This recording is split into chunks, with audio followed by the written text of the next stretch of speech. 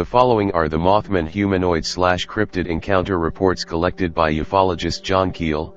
The Mothman prophecies. 2 years prior to the Silver Bridge collapsed on December 15, 1967. The bridge connected the towns of Point Pleasant, West Virginia and Gallipolis, Ohio over the Ohio River. Some of these reports are not from the area of the bridge collapse but seem to describe a similar entity. As well, some of the reports are from the general area of the bridge collapse but describe entities other than a Mothman-like being. Not all of these accounts were contained in the Mothman prophecies. Gallipolis, Ohio, early 1966, night. A woman who lived in a farm had reported her cattle being mutilated by unknown assailants. One night she went out armed with a shotgun to investigate and encountered several tall men wearing white coveralls. She chased them but they ran very fast and were able to easily jump over the fences. Point Pleasant, West Virginia, March 1966, daytime. A reliable woman said that she had observed a silver disc hovering above a Point Pleasant school. A male figure in a tight-fitting silver coverall was standing, floating, outside the open door of the object in midair, gazing intently into the school playground. He had pointed features and shoulder-length hair. A similar object, she said, landed sometime later in the yard behind her home, and was witnessed by her teenage children. A similar being was seen in this occasion as well. Salt Lake City, Utah, July 18, 1966, residents of this Mormon community reported seeing a bird about as big as a Piper Cub airplane circle the area.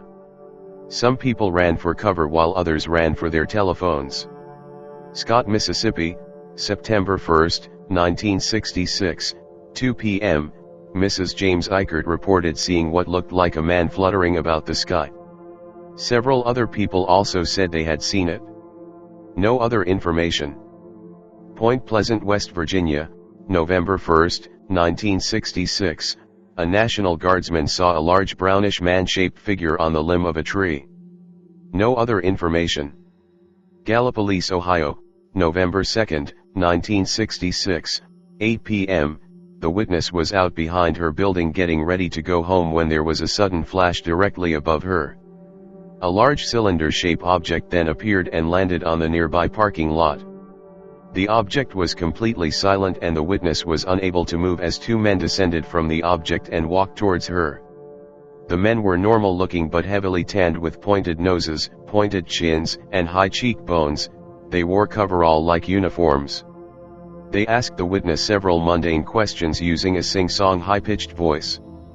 They then walked back to their craft, which took off at high speed. The witness lived in a farm and had been having problems with missing cattle around the same time. Near Parkersburg, West Virginia, November 2, 1966, night, two men traveling by car on Highway 77 watched an elongated object descend from the sky directly in front of their vehicle. They stopped the car and saw a man emerge from the object and walk over to them. The man was human-looking and was grinning broadly. He was wearing a black coat and kept his arms folded out of sight under his armpits. The black-garbed stranger asked them several pointless questions before returning to the dark cylinder-shaped craft, which quickly rose and disappeared into the sky. This incident occurred on the same night as the Woodrow Durenberger contact landing case in the same general area. Clendenin, West Virginia, November 12, 1966, daytime. 5 men were digging a grave in a cemetery near Clendenin when something that looked like a brown human being fluttered from some nearby trees and maneuvered low over their heads. It was in sight for about a minute. Salem, West Virginia, November 14, 1966, 10:30 p.m., Newell Partridge was sitting at home when suddenly the TV blanked out. A real fine herringbone pattern appeared on the tube, and at the same time the set started a loud whining noise, winding up to a high pitch, peaking and breaking off, as if you were on a musical scale. It sounded like a generator winding up. Outside on the porch, his dog Bandit began wailing. Partridge picked up a flashlight and went outside to investigate. The dog was sitting at the end of the porch, howling down toward the hay barn in the bottom. Partridge shined the light in that direction, and it picked up 2 red circles, or eyes, which looked like bicycle reflectors. There was something about the eyes that was difficult to explain. The eyes were huge, plainly visible at a distance of 150 yards. As soon as the flashlight picked out the eyes, Bandit snarled and ran toward them. A cold chill swept over the man and he felt a wave of fear, which kept him from following the dog. That night he slept with a loaded gun beside his bed. The next day he went looking for his dog. They found tracks. At the approximate position of the eyes he found a large number of dog tracks. The tracks were going in a circle, as if the dog had been chasing his tail. Then the tracks vanished, the dog was never seen again.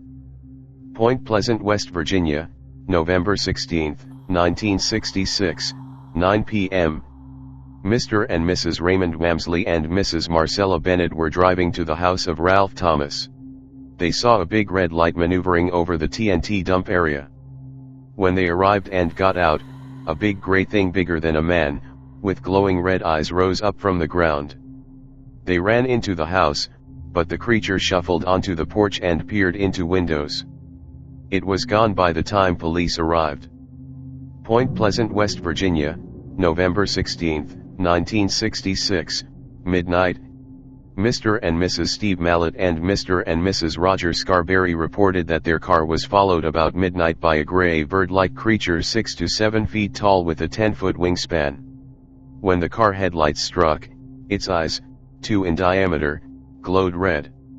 It finally scurried into a field and disappeared. Cheshire, Ohio, November 17, 1966, night. On Route 7, a gray man-shaped creature with red eyes and a 10-foot wingspread pursued a boy's car. No other information. Point Pleasant, West Virginia, November 18, 1966, night. Captain Paul Yoder and B. Enoch saw a huge bird-like creature, with big red eyes, in the TNT dump area. No other information. Campbell's Creek, West Virginia, November 20, 1966, 6 teenagers saw a gray man-sized creature with red eyes flying over the area. No other information. Charleston, West Virginia, November 21, 1966, 10:15 p.m., Richard West called police to report that a Batman was sitting on a roof next to his house. It looks like a man 6 feet tall and has a wingspread of 6 to 8 feet, he said. It had great big red eyes. It flew straight up like a helicopter. Point Pleasant, West Virginia, November 24, 1966, 7:15 a.m., Mr. Thomas Urey was driving home in daylight when the Mothman, a bird-like creature 6 feet tall and with a 10-foot wingspread, circled over his car. He speeded up to 70 to 75 miles per hour, but it kept up with him. He had been in the area of the TNT dump site. Point Pleasant, West Virginia, November 24, 1966, night. Mary Meyer, a reporter, saw the glowing red eyes of the Mothman when she visited an abandoned power plant in Point Pleasant, where it had been seen before. There are a ton of reports, hope someone out there enjoys reading them. St. Albans, West Virginia, November 26, 1966, evening. Mrs. Ruth Foster saw the Mothman standing on her front lawn. It was about 6 feet tall and had a funny little face with big red eyes that popped out. She screamed and ran into the house. New Haven, West Virginia, November 27, 1966, 10:30 a.m., Miss Connie Carpenter saw the Mothman, a tall figure in gray, standing on a golf course. It unfolded 10-foot wings and flew directly at her windshield. She saw its red eyes. Then it veered off and disappeared. Her eyes were red, swollen, and itchy for 2 weeks afterwards. St. Albans, West Virginia, November 27, 1966, night. 13-year-old Sheila Kane and her sister were walking home when they saw a being standing by the road. It was 7 feet tall, and gray and white with big red eyes. They screamed and ran home. It flew low over them. Gallipolis, Ohio, December 4, 1966, 3 p.m., at the Gallipolis Airport, 5 pilots saw what at first they took for an airplane. It was a winged form about 300 feet up, traveling at 70 miles per hour without flapping its wide wings. It had a long neck and was turning its head from side to side. Point Pleasant, West Virginia, December 6, 1966, night. 2 adults, one a high school teacher, were driving near the local TNT dump site when they saw a giant gray man-like figure with glowing red eyes. Near Gallipolis, Ohio, December 7, 1966, night. 4 women driving on Route 33 saw a brownish-silver man-shaped flying creature with glowing red eyes. No other information. Point Pleasant, West Virginia, January 11, 1967, daytime. Mrs. Park McDaniel was outside her home when she saw what she first took to be a small plane approaching. As it drew closer, she saw it was man-shaped and had wings. The creature swooped low over the witness and circled above a nearby building before going out of sight. Point Pleasant, West Virginia, spring 1967, several local residents saw 3 very tall, dark-complexioned men in the area. These men knocked on doors late at night, purportedly selling magazines. They spoke fluent unaccented English and were described as good-looking with heavily tanned skin. Their height and broadness impressed the witnesses the most. These men were always on foot. Apparently they did not have a car. Bogle Ridge, West Virginia, March 1967, late night. A man and a woman were out parked in an isolated area sky watching when they saw a group of red, green, and white lights descend from the sky and land in a nearby gully. Moments later there was a bright flash of light and the man's face began tingling. He then heard voices outside the car and there was a sudden knock on the car window. Outside they both saw a man holding a red light standing by the car. Using mental telepathy, the strange figure asked the male witness several questions, then told him to leave the car. The witness was then led off into the darkness. Several personal items were missing from the witness upon returning to the vehicle. Any recent sightings? I hope it's not dead. 1966 was a good while ago. I am posting all the classic cases I could find. I have heard of modern sightings, but they are far and few between these days. Also, now that the Mothman phenomena is well known, it's hard to know for sure which modern reports are genuine. There are even people who claim to have seen it during 9/11, so yeah. In England there is a somewhat similar being known as the Owlman. Point Pleasant, West Virginia, March 1967, late night. 16-year-old Linda Lilly woke up one night and saw a large figure towering over her bed. It was a man, she said. A big man. Very broad. I couldn't see his face very well, but I could see that he was grinning at me. Linda got up from bed with a terrible scream. She cried out there was a man in her room. He walked around the bed and stood right over me. Linda declared. I screamed again and hid under the covers. When I looked again, he was gone. She then ran into her mother's room. When asked for a full description of the man, Linda said she thought he had been wearing a checkered shirt. Around the same time, her mother, Doris Lilly, began to receive strange phone calls at home. Each evening around 1700 her phone would ring, and when she answered she heard only a bizarre metallic voice speaking in an incomprehensible language.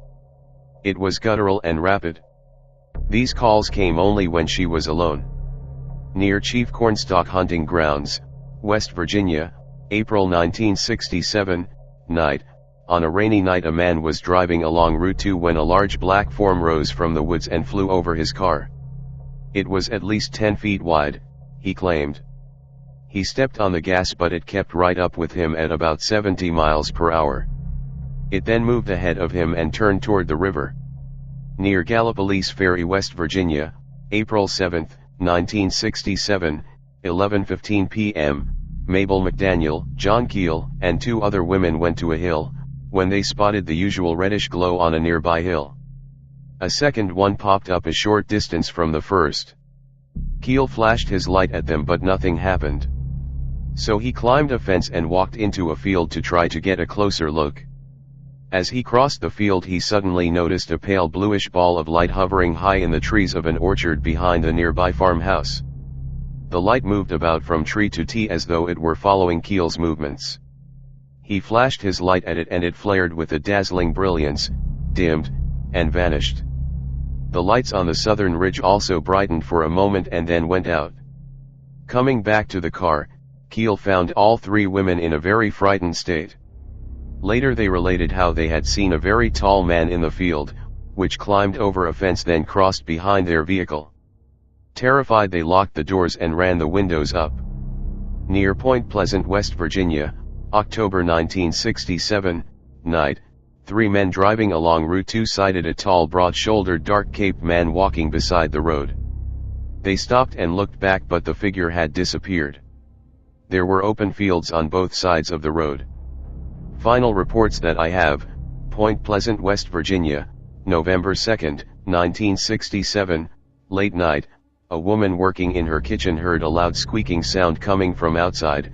She looked out and saw a huge shadow spreading across the grass, and then a figure described as tall, man-shaped, and gray in color appeared. It glided quickly across a field and disappeared into the woods. Point Pleasant, West Virginia, December 22, 1967, late afternoon, soon after the local Silver Bridge had tragically collapsed killing dozens.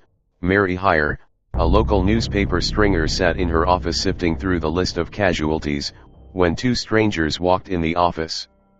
They seemed almost like twins, both were short, with dark complexions, and somewhat oriental in appearance. Both wore black overcoats. They seemed only interested on the UFO activity in the area and asked several peculiar questions, including, "What would you do if someone did order you to stop writing about flying saucers?" Mrs. Heyer did not see them leave. Later that afternoon another stranger walked into the office. He was slightly built, about 5 feet 7 inches tall, with black piercing eyes and unruly black hair. His complexion was even darker than the previous two visitors and he also looked oriental. His hands were especially unusual, with unduly long tapering fingers. He wore a cheap-looking ill-fitting suit, and his tie was knotted in an odd-fashioned way. He did not wear an overcoat, despite the fierce cold outside. He spoke in a peculiar stammering monotone and argued with Mrs. Heyer about UFOs.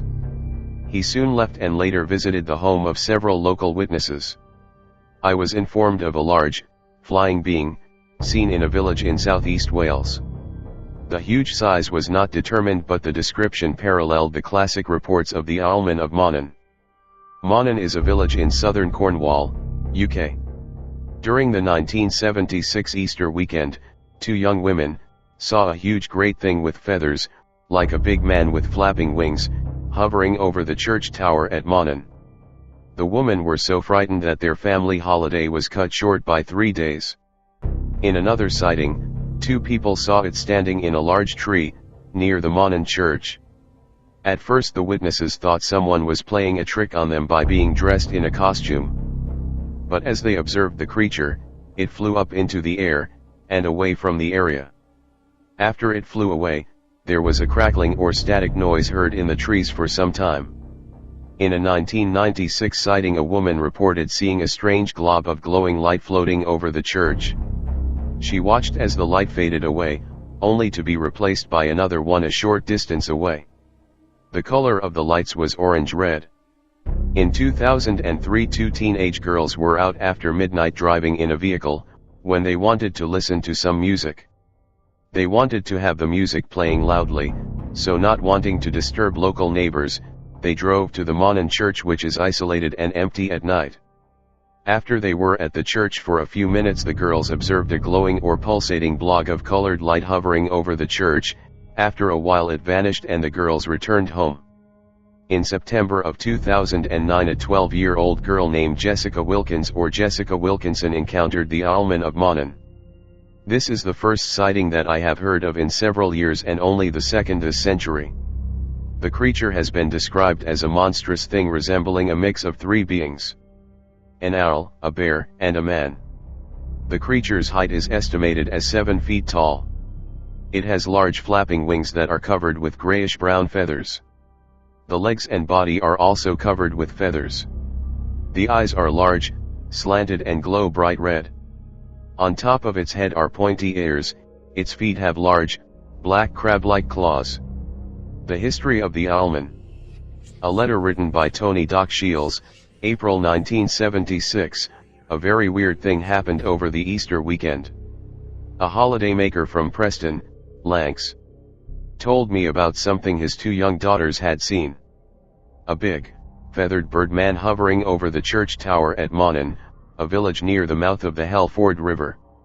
The girls, June and Vicky, daughters of Mr. Don Melling, were so scared that the family cut their holiday short and went back 3 days early. This really is a fantastic thing, and I am sure the man wasn't just making it up because he'd been told I was on a monster hunt. I couldn't get the kids to talk about it. In fact, their father wouldn't even let me try, but he gave me a sketch of the thing drawn by June. There have been no reports, so far as I know, of anybody else seeing the birdman. Even if it turned out to be just a fancy dress hang glider, you'd think someone else would have spotted him. But Mawnan is not a place for hang gliding. I really don't know what to think. It's as if a whole load of weirdness has been let loose in the Falmouth area since last autumn. For a period between the late autumn of 1975 and the early spring of 1977, it seems that southern Cornwall was seized by a period of collective madness. Much of this is chronicled in some depth in the book The Owlman and Others. There were dramatic extremes in the weather, droughts and floods, heat waves and frozen wastes. The local animal life went, figuratively and literally, crazy. One unfortunate woman was imprisoned in her house by hordes of attacking birds which literally beat themselves to death against the walls of her house, which was dripping red with their blood. Another woman was similarly imprisoned by a mob of feral cats, dog attacks trebled, swimmers were attacked by dolphins, who also saved other swimmers from drowning, and there were reports that cattle belonging to local farmers had developed the power of teleportation. Most interesting to the Fortean were the burgeoning numbers of UFO sightings and the reports of 3 entirely different sets of mystery animal in the region.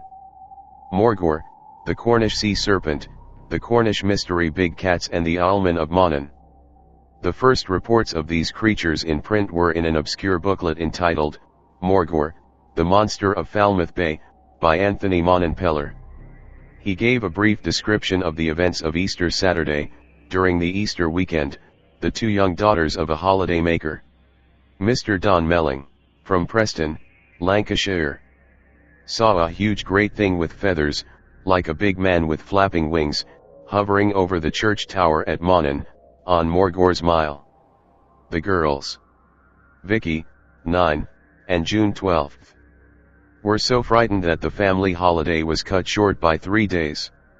Although not widely read outside Cornwall, this booklet was available extensively throughout the county and was read by many people, including 2 young girls of 14, Sally Chapman and Barbara Perry, who in early July 1976 were camping in the woods by Mawnan Old Church when they, too, saw the Owlman. They met Tony on Grebe Beach, below Mawnan Old Church the day after their sighting. Sally, who was from Plymouth, had been staying with her friend Barbara, who would only admit that she lived quite near the river. Sally approached Tony and said, "Are you Doc Shiels? We've seen the bird monster." Sally described what they had seen. It was like a big owl with pointed ears, as big as a man. The eyes were red and glowing. At first, I thought that it was someone dressed up, playing a joke, trying to scare us. I laughed at it, we both did, then it went up in the air and we both screamed. When it went up you could see its feet were like pincers. Her friend added some details of her own. It's true. It was horrible, a nasty owl face with big ears and big red eyes. It was covered in gray feathers. The claws on its feet were black. It just flew up and disappeared in the trees. Although, as Tony admitted at the time, it is possible that the 2 young ladies were trying to hoax him, he is convinced that they were genuine. He separated the 2 girls and had each of them draw a picture of what she had seen. The two pictures are dissimilar enough to rebuff suggestions of collusion but have enough points in common, both with each other, and with the other accounts of the creature to be considered as a significant piece of evidence. Both girls made brief additional notes underneath their pictures. Sally's read, "I saw this monster bird last night. It stood like a man and then it flew up through the trees.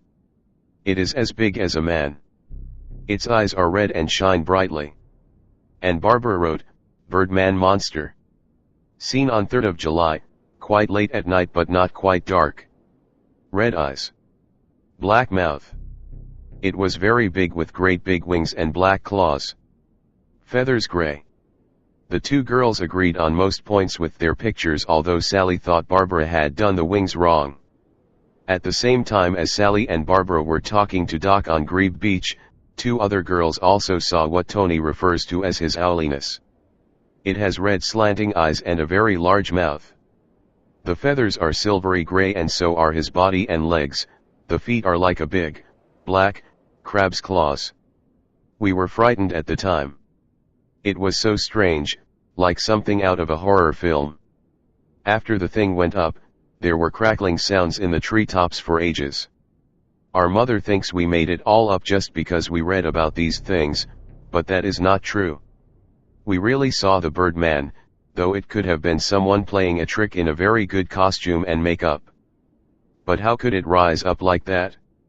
If we imagined it, then we both imagined it at the same time. 2 years later, a young lady called Miss Opie saw a monster, like a devil, flying up through the trees near Old Mawnan Church. A few days later Tony Shiels wrote to Janet and Colin Board of the Fortean Picture Library, "The Owlman is certainly back in business, it seems. I poked around his area, around Old Mawnan Church, a couple of days ago, and the atmosphere was positively crackling with odd presences, if you know what I mean. As soon as anything really exciting happens, I'll let you know. It would be terrific if I really could get a picture of our feathered friend, but he only seems to pop up for young girls. And I ain't one." Damn, very long lifespan, or perhaps an immortal, otherworldly creature. Do any of the witnesses have anything in common? Does the book state? Or could it just be luck of the draw? The strange thing is that on the surface, it seems none of them had anything in common, other than the sightings, though as you surmised, it would make you wonder if there were any other connections. I think when we are able to piece together things, and look at it from a distance, instead of small pieces, we will have a better picture, and so far nobody has done anything like that. Also, there are probably people who didn't report sightings that may have been of informational value, we will never know. The Owlman, as it was now generally known, it appears that Tony coined the name in late 1976, was seen again on the August 2nd by 3 young, unnamed French girls. The landlady of the boarding house in which they had been staying told Tony that the 3 girls had been frightened by something very big, like a big, furry bird with a gaping mouth and round eyes. This was all that the landlady could tell him, so Tony left a message for the girls to contact him, but as always seems to be the case, he never heard anything further. Many commentators on the case have questioned Tony's role in the affair. One investigator, Mark Kervinsky of Strange magazine, even claimed that because so many of the sightings were connected with him, that Tony had made the whole thing up. Such people do not understand the reticence of the Cornish people. They do not like to talk to outsiders, and I am convinced that if it had not been for Tony's presence in the area as a trusted local, the affair would never have been made public. The case of the French girls, for example. Tony wrote to me in 1995 explaining how he had become involved. The French girls were students, at Camborne Tech, now known as Cornwall College, lodging in Redruth. I think they were on some sort of summer school course. Their landlady phoned me about this sighting. Remember, at the time, I was getting quite a lot of media coverage. People reported weird shit to me. 2 years later the creature reappeared when an enormous, bird-like creature was seen flying over the Helford River and into the trees near Grebe Beach. At Halloween 1986 Tony was at the center of a media storm when the Bishop of Truro, and the local newspapers accused him of having committed unspeakable acts of blasphemy inside Mawnan Old Church whilst attempting to invoke the Owlman. The affair was somewhat of a 5-minute wonder in the press, and the actual sequence of events remains obscure. 10 years or so later, Tony told me, "I did a few bits and pieces inside the church. There was a lot of misreporting that I was throwing out challenges to God, and saying I'd smack him in the gob. I don't think God has a gob, and I wouldn't do that anyway to the deity. He'd give me a harder smack back, wouldn't he?" Eventually, more by luck than by judgment, I pieced together the true story. He had indeed visited the church with a local radio team, but the huge crowd of people turned out to be one rather shy bloke called Dave. He told me that there was no blasphemy, no swearing, no naked witches and no cigars, and that the wizard had entered the church, muttered a few things under his breath in a foreign language and then left again. It turns out that the radio team had approached my friend and asked him what he had planned to do to celebrate Halloween. He said, "Buy me a drink and I'll show you." This is a lot to read. I hope /X/ is enjoying this the radio people did, only to find that, like many wizards, my friend has a legendary capacity for the stuff. Finding at the end of the evening that they had nothing to show for their severely depleted expense accounts, I have a sneaking suspicion that someone decided that it would be a good idea to concoct a bizarre tale of blasphemy and psychic mayhem. In 1989, a young man called Gavin and his girlfriend Sally, not their real names, encountered the Mawnan Owlman. This was perhaps the most important sighting to date from a crypto-investigative point of view, because it is the only sighting that cannot in any way be linked to Tony "Doc" Shiels. I have interviewed Gavin on a number of occasions and am convinced of his veracity. This is his story in his own words. "We had a torch and I was shining its beam across trunks about 15 feet off the ground. I am fairly sure that the animal was standing in a large conifer tree, and the illustration we made after the sighting, but not till we got home actually, does depict the animal in a conifer tree, but I'm not that sure now. Here is the actual sighting as written down in my diary. Every couple of hours we would walk along the fringe of the wood. This was the third time that evening and it was beginning to get dark. From a distance trees looked black, but closer up the branches and trunks could be seen. We saw the animal at about 9:30 p.m. It was standing on a thick branch with its wings sort of held up at the arms. I'd say that it was about 5 feet tall, but please read on. The legs had high ankles and the feet were large and black with 2 huge toes on the visible side. The creature was gray with brown and the eyes definitely glowed. On seeing us, its head jerked down and forwards, its wings lifted and it just jumped backwards. As it did, its legs folded up. We ran away. We had a pretty good idea what it looked like.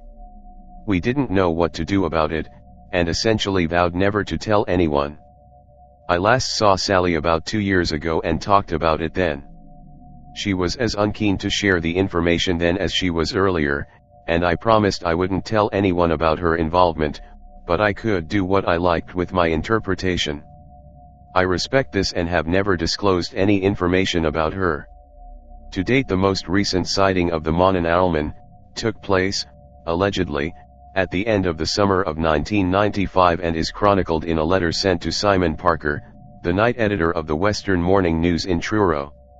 It reads, "Dear Sir, I am a student of marine biology at the Field Museum, Chicago, on the last day of a summer vacation in England.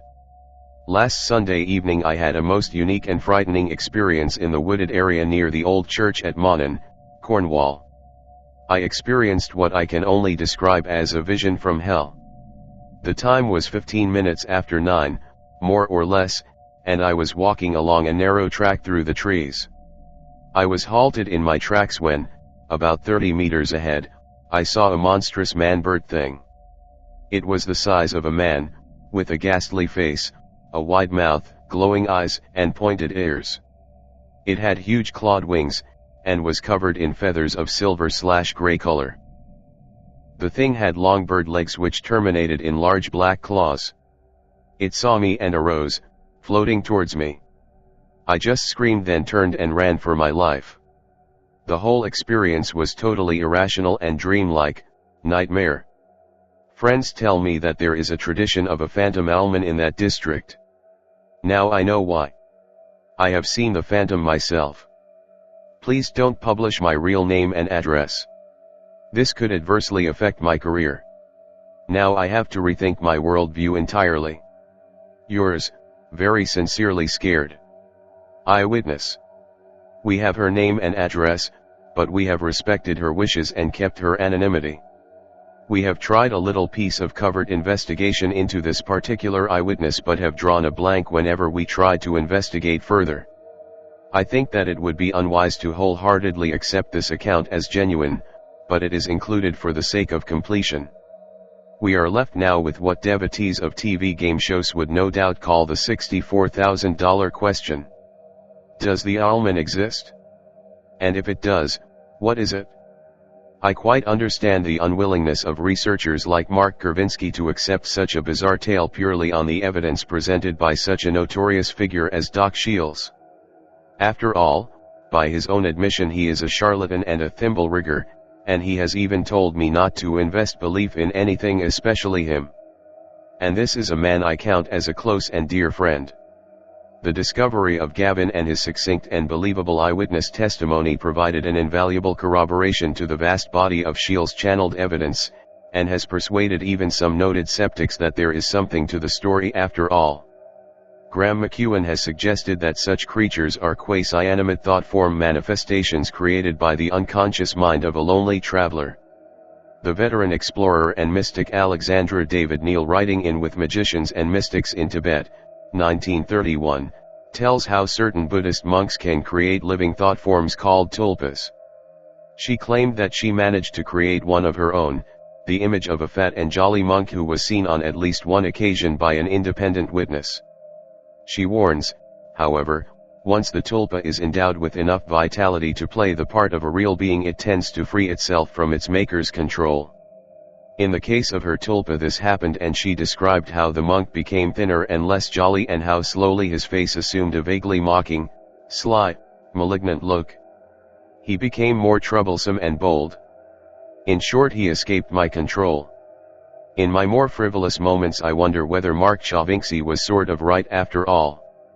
Maybe Doc had made the whole thing up, perhaps after he had been reading John Keel's classic The Mothman Prophecies, about a similar apparition in West Virginia during 1967, and had decided in a spirit of genuinely surreal mischief that it was perhaps time that Cornwall had something similar to counterpoint its very own sea monster.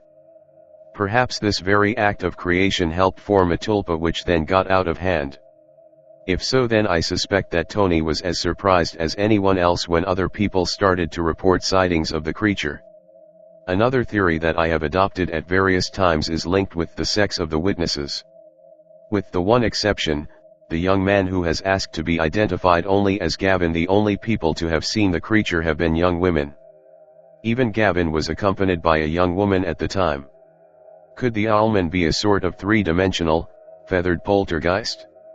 An apparition invoked by the peculiar hormonal and emotional changes which affect young women at this time? Maybe the combination of these conditions, which as anyone who has ever shared a house with a teenage girl will know can be quite devastating, with something innate in the psychical infrastructure of the area surrounding Mawnan Old Church, has a synergistic effect, producing the apparition that has become known as the Owlman of Mawnan. As Oscar Wilde said, the truth is never pure and seldom simple. Perhaps the real identity of the Owlman of Mawnan, and indeed other similar creatures seen across the globe, is some, all, or none of the explanations given above, or perhaps, more probably, we shall never know. One theory which has been presented to explain the Owlman sightings was published in 1985 by researchers Janet and Colin Board in their book Alien Animals.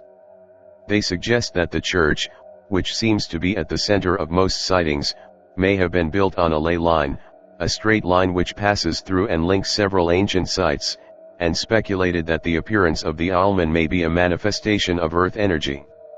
However, in a later book, Modern Mysteries of the World, published in 1989, the two retracted this theory and stated that they believed that the sightings were probably of an escaped aviary bird rather than a paranormal phenomenon.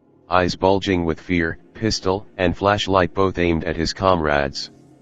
Loria and Mosja both attested that the usually timid and lucid family man was irrational and did not appear to recognize them, nor did he seem comprehend their urgent requests for him to lower his weapon. The guards, fearing for their own welfare, rushed Zanfreda and fortunately managed to disarm him before there were any unintentional casualties. The pair later testified that they were shocked to discover how warm his clothes were, despite the fact that he had apparently been laying on frozen ground for the last hour. This event was so disturbing that the Italian military police and the Carabinieri were immediately dispatched to the area in order to investigate. The very same night they found two distinct marks in the frost-smothered grass behind the country home. These immense imprints, which some have speculated may have been created by the triangular UFO's landing gear, were measured to be 9 feet in diameter and were shaped like horseshoes. The commandant of the Torriglia station, Antonio Nucci, who had known Zanfreda for many years, stated unequivocally that he believed in the veracity of the guard's frankly extraordinary testimony. When asked his opinion of the mental stability of this professional sentry, Nucci answered, "I can state with certainty that he is a clear-thinking man with no strange fantasies in his head. When we went to investigate the scene the next day, he almost didn't want to come, he was so scared. Only something exceptional could have frightened him so." During the investigation, Nucci revealed that no less than 52 Torriglia citizens had reported spying a bright, glaring illumination emanating from the direction of the Rai house at exactly the same time Zanfreda testified to watching the triangular UFO rise up into the atmosphere. The story might well have ended there were it not for frenzy that soon descended on the village of Torriglia in the form of a scoop-hungry press who had gotten wind of this extraordinary tale of UFOs, gargantuan alien visitors and a petrified security guard. Not surprisingly, the reactions that most of the television and newspaper reporters had to this story ranged from polite skepticism to outright ridicule of Zanfreda and his mental state. Some even went so far as to flat out assert he was lying about the whole thing. This incredulous attitude was shared by almost all of the journalists, with the sole exception of a reporter named Rino Di Stefano, who was working for the local Genoa daily paper Il Corriere Mercantile. Di Stefano was intrigued by the Zanfreda case and wrote several articles on the subject. Unlike most of his peers, Di Stefano could not rationalize why a husband and father, who was engaged in a respected profession, would jeopardize both his career and his reputation in the community by making up a story as patently ludicrous as this. So he took it upon himself to contact Zanfreda in order to get to the bottom of this mystery. What seemed to confirm Di Stefano's belief in Zanfreda's sincerity, above and beyond the additional 52 eyewitnesses who claimed to have also seen a bizarre light in the area, was what he attested to be the man's disdain for the dubious fame and local recognition he was now being bombarded with. Zanfreda didn't want to be famous. He refused the notoriety, because he was worried about his job and his family. Zanfreda even admitted to Di Stefano that the crank calls he was steadily receiving were beginning to take their toll. "People call me on the phone at all hours just to play jokes on me. I don't know what it was that I saw, but I saw it. I am not a liar. If I could have, I wouldn't have reported my experiences, now that I see the consequences." Even Gianfranco Tutti, the director of the Institute of Vigilance, the security company that Zanfreda worked for, who was understandably concerned about the possible negative publicity these events might shed on his company and the reliability of its employees, publicly stated that he believed that the guard was an honest man. On December 23, 1978, the harried Zanfreda, with the encouragement of Di Stefano, agreed to undergo hypnosis in order to shed light on what really happened on the fateful night of December 6. The session was held in Genoa and presided over by Dr. Mauro Moretti, a psychotherapist and member of the Italian Association of Medical Hypnosis. During the session, Zanfreda confirmed that not only had he actually seen beings from another world, but that these colossal fiends had actually abducted him. He further claimed, under hypnosis, that these terrifying apparitions had transported him into a hot, luminous location where they thoroughly examined and interrogated him. According to Zanfreda, the creatures did not speak Italian, but used a strange luminous device to translate what they were saying. During the same session, Zanfreda also indicated that the creatures came from the planet Titonia, which was located in the third galaxy, and that, perhaps most disturbingly, they want to talk with us and that they will soon return in larger numbers. It should be noted that soon could be a relative concept from species hailing from another world. Sadly for Zanfreda, the horrific abductions did not stop here. At 11:45 p.m. on the foggy, rain-soaked eve of December 26th, just 3 nights after his first hypnosis session, Zanfreda claimed to have been snatched yet again. The guard stated that he was driving his patrol car through the Bargagli tunnel, near the Scoffer Pass, when he suddenly lost control of the vehicle. The panic-stricken guard immediately radioed in and reported that his car was now driving of its own accord and had emerged from the tunnel. The horrified Zanfreda desperately tried to engage the brakes and the steering wheel to no avail as the Fiat continued to barrel through the drizzly fog bank up a steep incline. After traveling in the presumably remote-controlled automobile for approximately a mile, the Fiat finally come to a bone-jarring halt. Zanfreda was thrust forward by the momentum and smashed his head against the steering wheel. It was then that his car was bathed in a white-hot light. At this point the security company radio operator claimed that Zanfreda called in, speaking in what he described as a very controlled voice, stating that, "The car has stopped. I saw a bright light. Now I am getting out." Much like the first incident, Zanfreda and his vehicle were discovered at 1:10 a.m. by another pair of security guards. The first man to spot Zanfreda was Sergeant Emanuele Travanzoli. Travanzoli stated that he found Zanfreda in a field near the road and, despite the continuing downpour, his clothes were warm and dry. Travanzoli also claimed that Zanfreda was in a state of shock, quivering and weeping. This time the men on the scene were disturbed to hear their companion declare, "They say I must leave with them. What about my children? I don't want to. I don't want to." Once again the Carabinieri were called in. After they arrived on the scene, the military officers found, much to their befuddlement, that even though the Fiat had been exposed to the cold downpour for an extended period of time, the roof of the car was as hot as one that had been baking in the scorching sun. Equally inexplicably, the officers revealed that the auto's interior was as hot as an oven. As if that weren't bizarre enough, the military police also discovered that the Fiat was surrounded by inexplicably huge boot prints measuring 20 inches long, by 8 inches wide. These odd, almost Bigfoot-like, prints had a distinctive bare spot between sole and heel. This remains one of the most intriguing traces of physical evidence ever to have been left at the scene of an alleged alien abduction. The Carabinieri then came across Zanfreda's revolver, a Smith & Wesson .38 Special, which had been fired 5 times.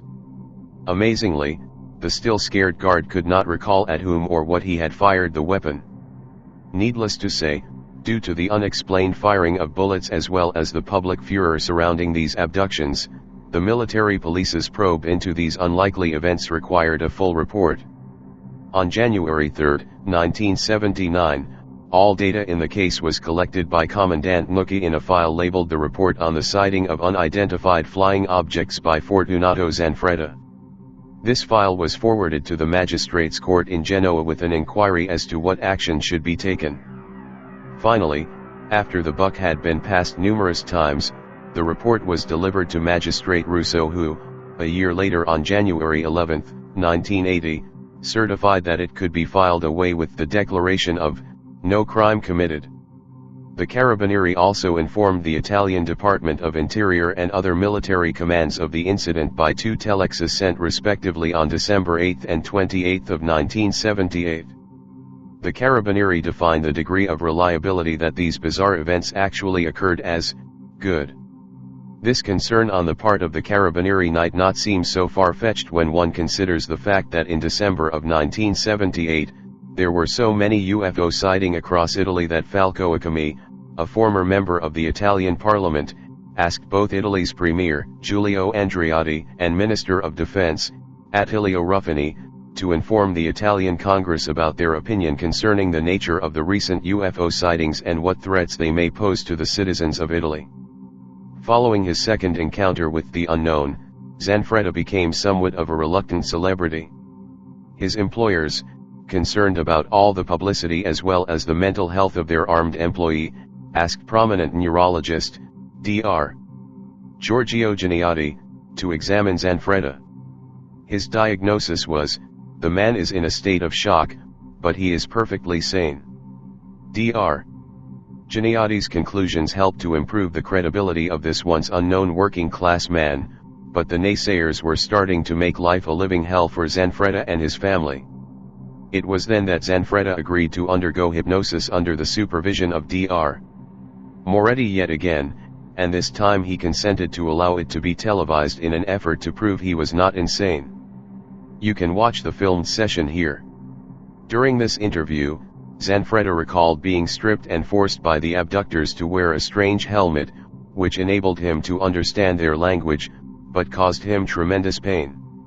He also remembered one of the aliens taking his gun and firing the bullets into a panel, in what one can only assume was an effort to see if human weapons had the capability of harming them.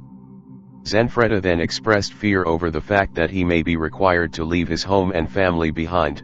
I know that you need me, but I don't want to. I like to be alone. I have 2 children. I feel good this way, and after all you are not human beings. You are horrible.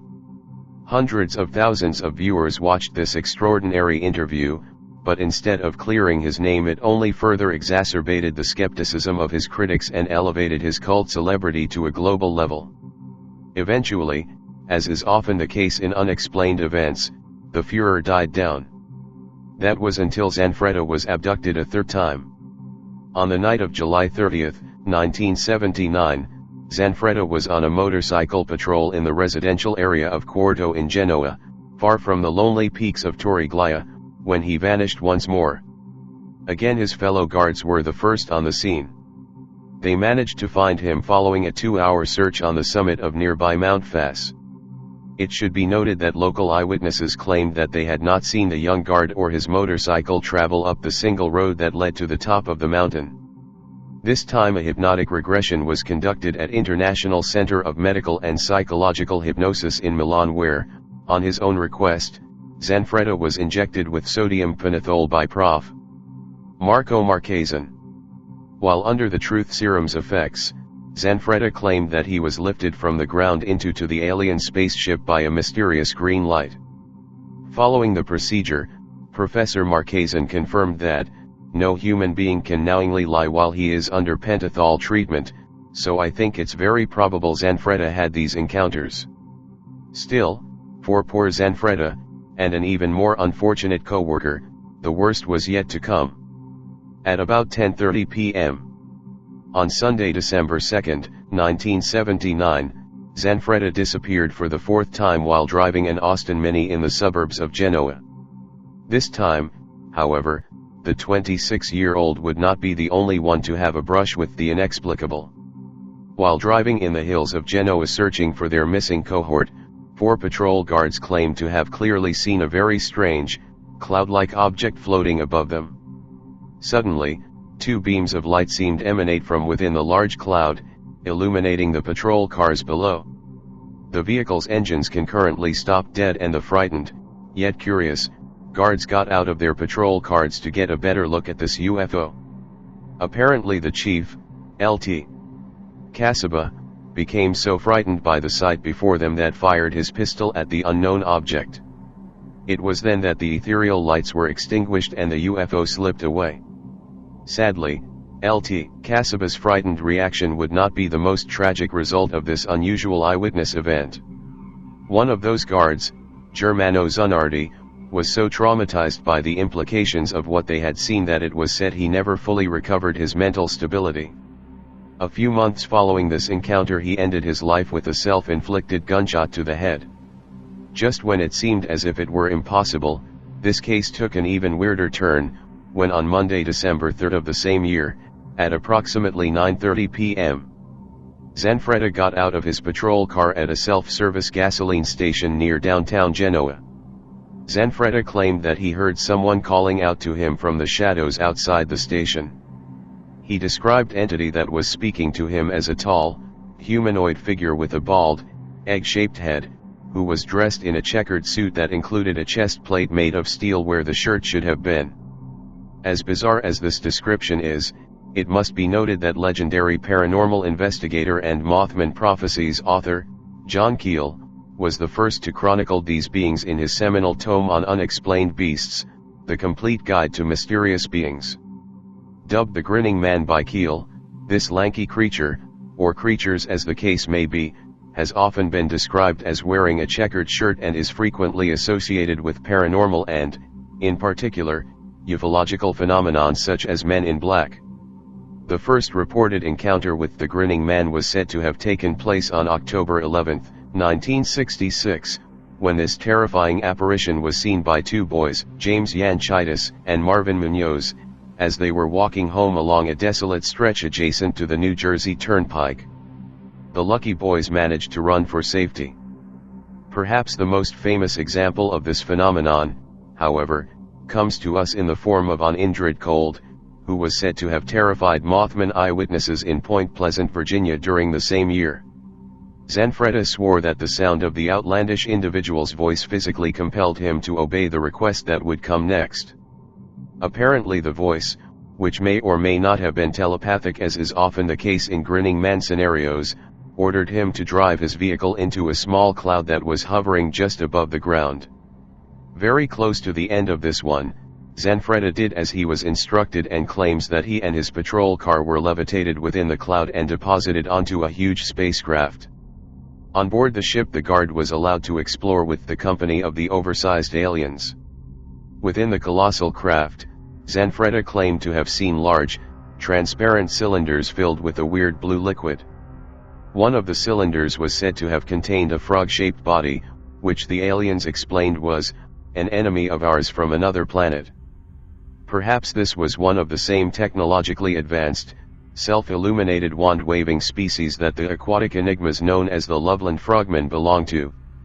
In two other cylinders, Zanfreda observed a large bird-like creature and another humanoid figure that he described as looking like a caveman. Around this time these mystifying beings attempted to give Zanfreda a transparent sphere with what appeared to be an electrically charged pyramid inside. The aliens claimed that utilizing the sphere would enable human beings to comprehend who they were and how they live. Zanfreda tried to refuse the gift, stating that, had enough of all these strange encounters and wished only go back to his normal life. Nevertheless, the creatures insisted he accept it, informing him that he was to give the sphere to a man of whose name he had never heard before, noted American scientist and UFO researcher Dr. J. Allen Hynek. Zanfreda, for reason only clear to him, claims that instead of giving this prize to the now deceased Hynek, he hid the object somewhere in the hills near Genoa. Zanfreda disappeared again on February 14, 1980, after which he was found by his colleagues in a state of shock and suffering from mild hypothermia. A villager living nearby stated that mere minutes before the rescuers arrived, he spied a huge, radiant mass in the sky. During the next hypnosis session, Dr. Moretti found Zanfreda to be uncharacteristically uncooperative. While hypnotized, he claimed he was contacting the aliens and began to speak an odd, unknown language. His voice became guttural and he uttered cryptic phrases like, "Question with negative answer, Tixel. You can't work out anything in a case like this. To believe or not to believe doesn't mean anything, each thing in its own time." Against all odds, Zanfreda managed to vanish yet again on August 13, 1980. But this time, he was under close observation and was found before the aliens could contact him. This was the end of his ordeal. At least until recently, when the now long retired security guard claimed the extraterrestrials reinitiated contact. To what end remains to be seen. In 1984, Rino Di Stefano wrote a book about these enigmatic events entitled, The Zanfreda Case, which details the harrowing events that took place between 1978 and 1980. That same year, the Italian state national broadcasting network, Rai TV, made a two-part docudrama based on the book. Portions of the unfortunately unsubtitled film can be seen above. While there can be little doubt that the purported series of events that took place near Torre Glaya, Italy borders on the absurd. One cannot dismiss the fact that there were over 60 additional witnesses to this strange aerial phenomenon and at least one poor soul who lost his life because of it. To this day the perplexing case of Pier Fortunato Zanfreda remains the most famous account of an alien abduction ever to hail from Italy. But as frightening as this case is, an excerpt from one of Night Watchman's hypnotic recollections, in the form of a warning he seemed to be giving to the aliens, might paint a more optimistic picture of the intentions of these visitors. I know you are trying to come more frequently. No, you can't come to Earth, people get scared if they look at you. You can't make friendship. Here, I will post one more thing for the night, something short, a case of abduction/human mutilation. There is no shortage of shocking stories of witchcraft and murder from the African continent. But the following article out of Malawi may suggest something different. Is it possible that this was a case of abduction and human mutilation? Grief engulfed the family of the Chimwenye and surrounding residents in central Malawi district of Didza after their 11-year-old boy who went missing some 4 weeks ago was found dead but without his private parts, tongue, and eyes. The 11-year-old boy went missing on July 19 and according to his father, Sam, he was suspected to have been abducted by some unknown people. The father said his child was discovered dead on August 16, almost a month, in Didza Mountain by some woman who had gone there to fetch firewood. The body was found in a complete decomposed state but without private parts, eyes, and tongue, explained the father.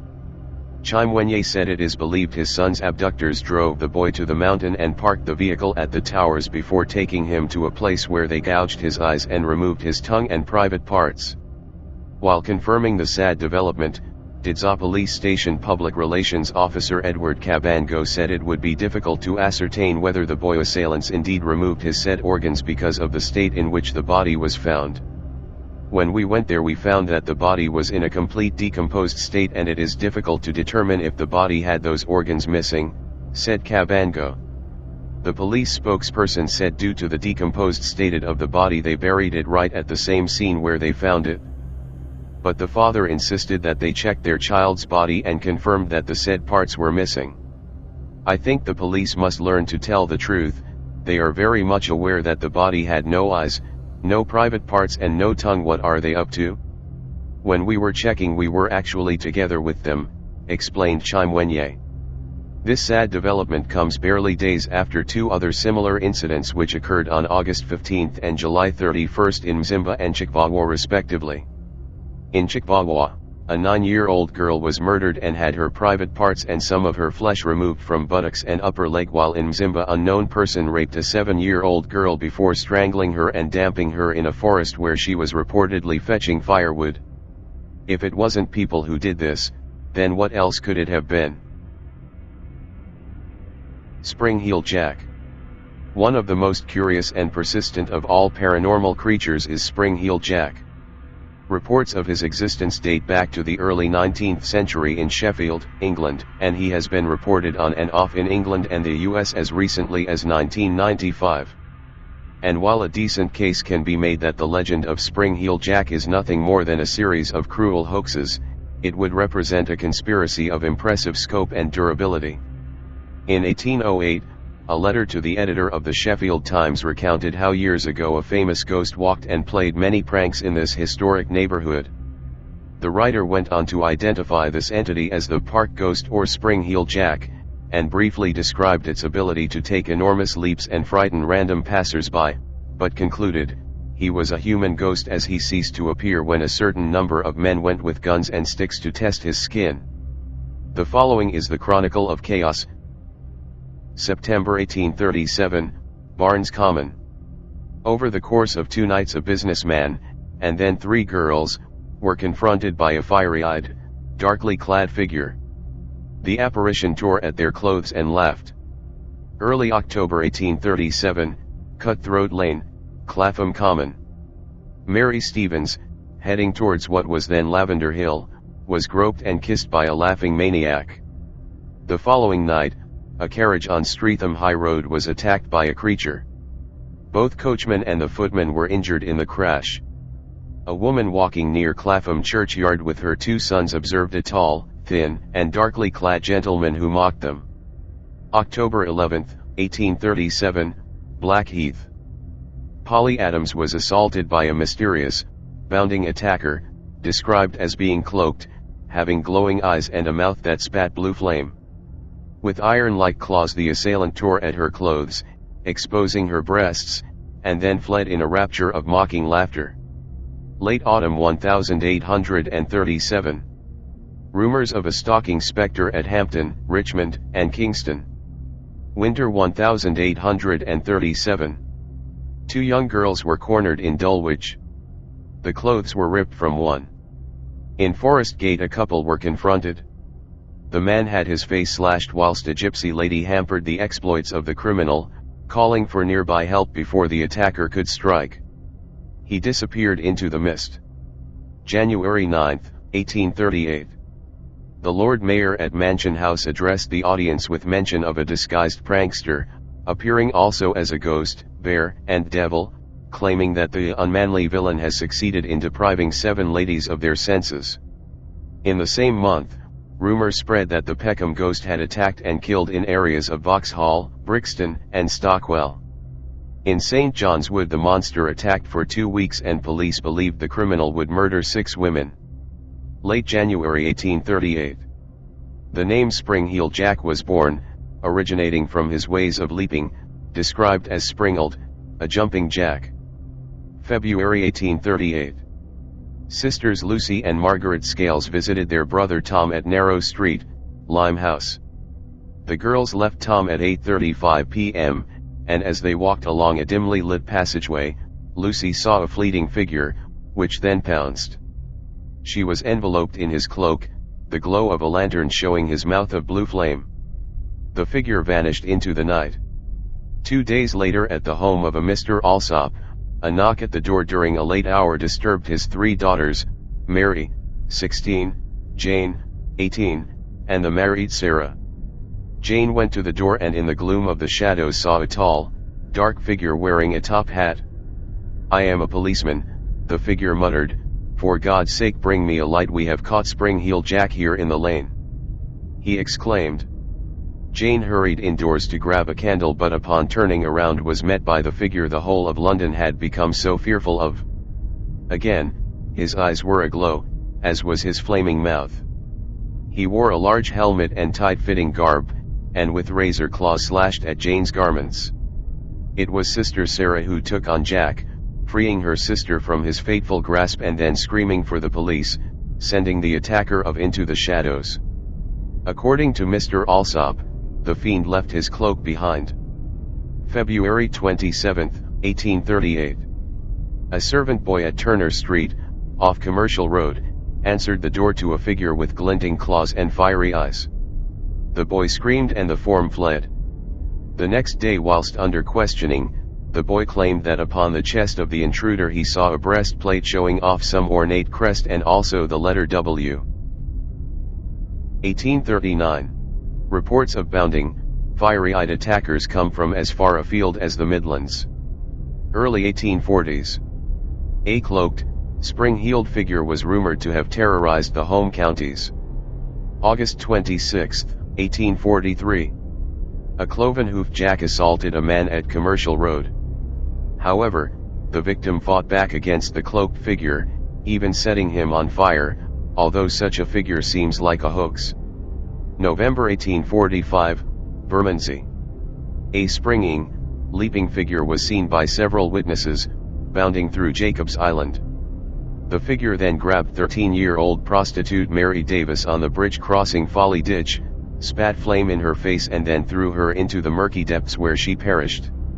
Her body was recovered and she became the first recorded victim of SHJ. 1870s. Reports from 1845 onwards seem a little vague.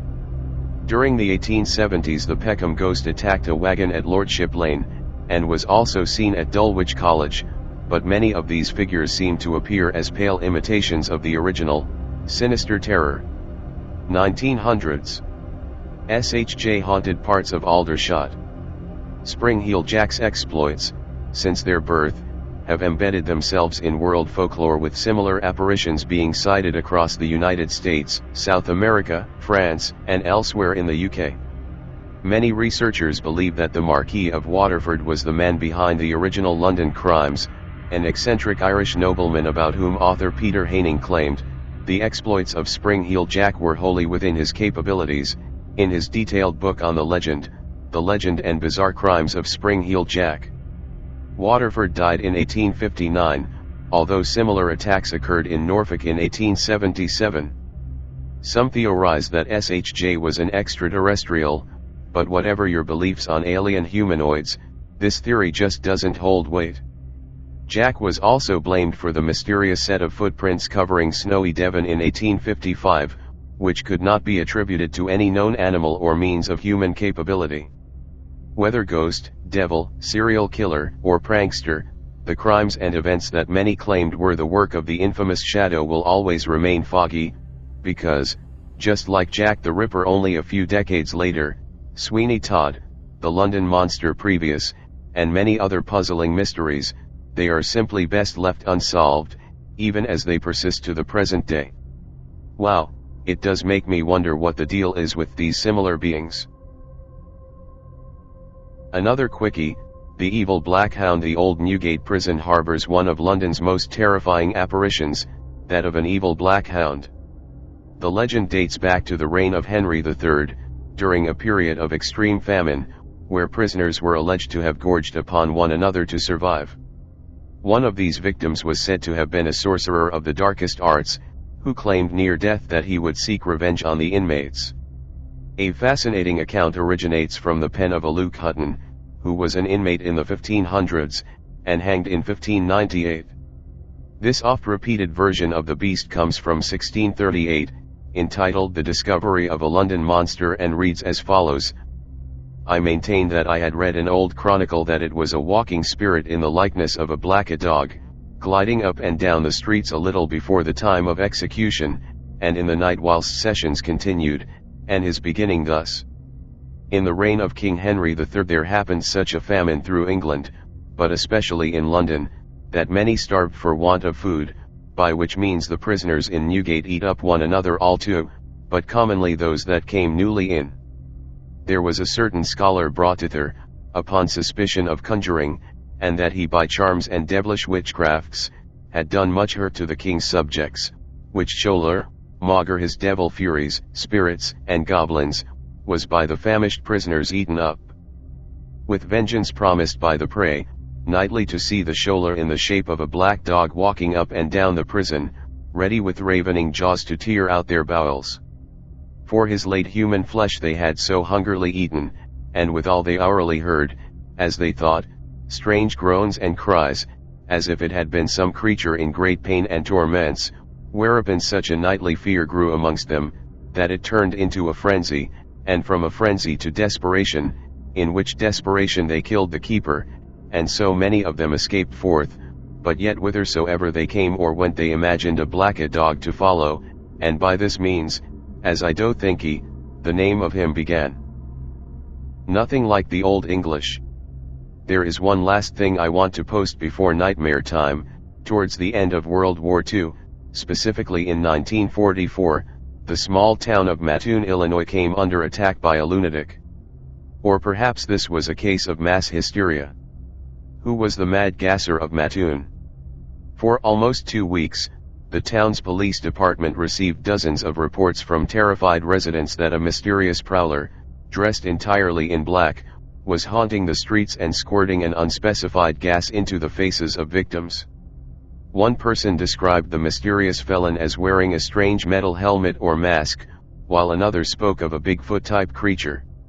The initial call came on August 31, 1944, when Mrs. Bird Keeney reported that she and other members of her family had been attacked in their home. Mrs. Bird Keeney reported that she and other members of her family had been attacked in their home. Police were quick to respond. In her statement, Mrs. Keeney reported that she had noticed a prowler lurking in the shadows near the house. The intruder then opened a bedroom window and sprayed something that left a sickening, sweet odor. Although she first thought that the smell was coming from the flowers outside, She noticed that the smell was getting stronger and that then began feeling paralyzed in the lower part of her body. Police found no trace of any intruder and Mrs. Keeney experienced no lingering symptoms after becoming aware of the strange gas. When her husband returned home later that evening, he noticed a prowler dressed in dark clothing and wearing a tight-fitting cap lurking at a window. When the prowler who managed to escape after he tried to chase him, police were called again. No trace of any prowler was found after a careful search of the neighborhood. On the same night, another woman living nearby reported a similar incident. After being awakened by the sound of her young daughter coughing, she found herself paralyzed and was unable to get out of her bed to check. Another couple also reported being awakened by a nauseating gas smell and feeling paralyzed. The local newspaper, the Mattoon Daily Journal Gazette, sensationalized the story, describing the Carney incident with the headline, "Anesthetic Prowler on the Loose." Along with describing the reported symptoms, the newspaper story speculated on the type of anesthetic that had been sprayed into the house. Robbery was given as the prowler's likely motive for targeting the house. Over the course of 9 days after the story was published, more than 25 incidents involving 27 women and 2 men were reported to the police. All of the complainants described being sprayed with an unknown gas. The symptoms they described included burning mouth sensations, nausea, vomiting, palpitations, and difficulty walking. A few days later on September 5, Mrs. Carl Cordes reported finding a small wet cloth on her porch. And when she picked it up she was overcome by an odor. It was a feeling of paralysis, she reported. My husband had to help me into the house and soon my lips were swollen and the roof of my mouth and my throat burned. I began to spit blood and my husband called a physician. It was more than 2 hours before I began to feel normal again. Police soon began to receive reports of several attacks each night. Many victims reported a tall figure dressed in black fleeing from their property, as well as blue vapors and buzzing sounds. The Gazette continued its coverage as people throughout the country read of the events unfolding in Mattoon. Soon, large groups of armed citizens were roaming the town at night, following any police cars that were speeding off to investigate another attack.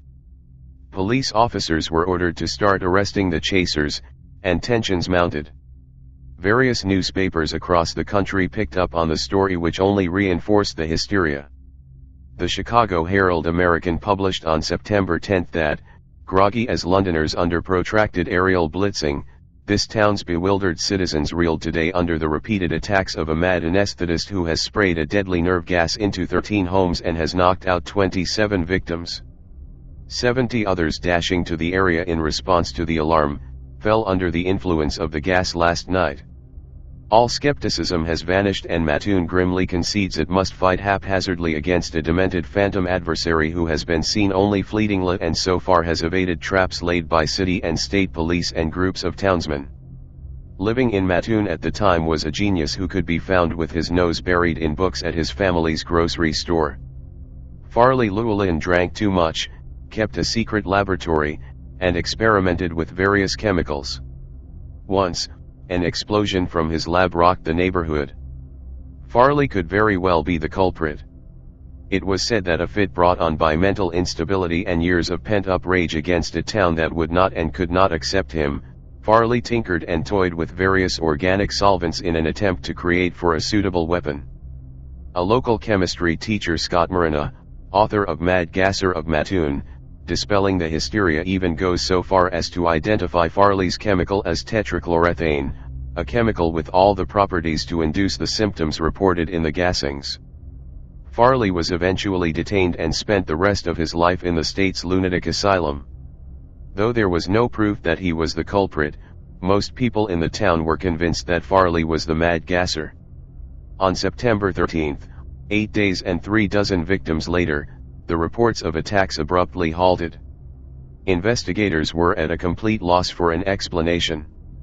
Careful searches found no chemical evidence of harmful gases, and all of the victims were completely free of any lingering symptoms. The small town of Mattoon had found unwanted and everlasting fame as the location of one of the world's best-known outbreak of mass hysteria. Or was it?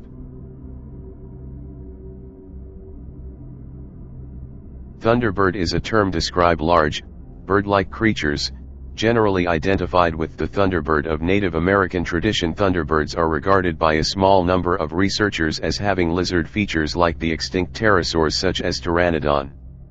Sioux people believed that in old times the thunderbirds destroyed dangerous reptilian monsters called the Unktihila. Unksikula. The Lakota people believe this creature to be a serpent.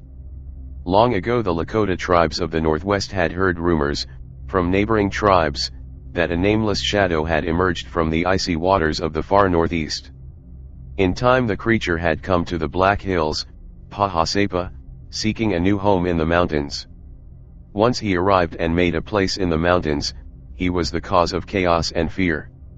He was described at first as having no real shape or form. He had eyes of fire, and a fanged mouth that was shrouded in a smoky or cloudy mass. Over the many years in which he wreaked havoc in the hills, he was challenged by many warriors from the Lakota tribe. As time went on further, his form was exposed as being massive, with a long scaly body whose natural armor was almost impenetrable. His eyes burned with wrathful hunger, his claws were like iron, and his voice raged like thunder rolling in the clouds. For a time the creature coexisted with everyone, from the tribes to the Wamakaskan and the spirit beings. It was learned that the creature had offspring, and the tribes had to kill them when they began feeding on people. Spanish news show about two events that took place near each other in Monterrey, Mexico. The first part is about video footage taken by two cameras of something in the mountains. Second part is about a police officer who describes coming into contact with a witch-like creature during one of his patrols. I think I will continue some more now.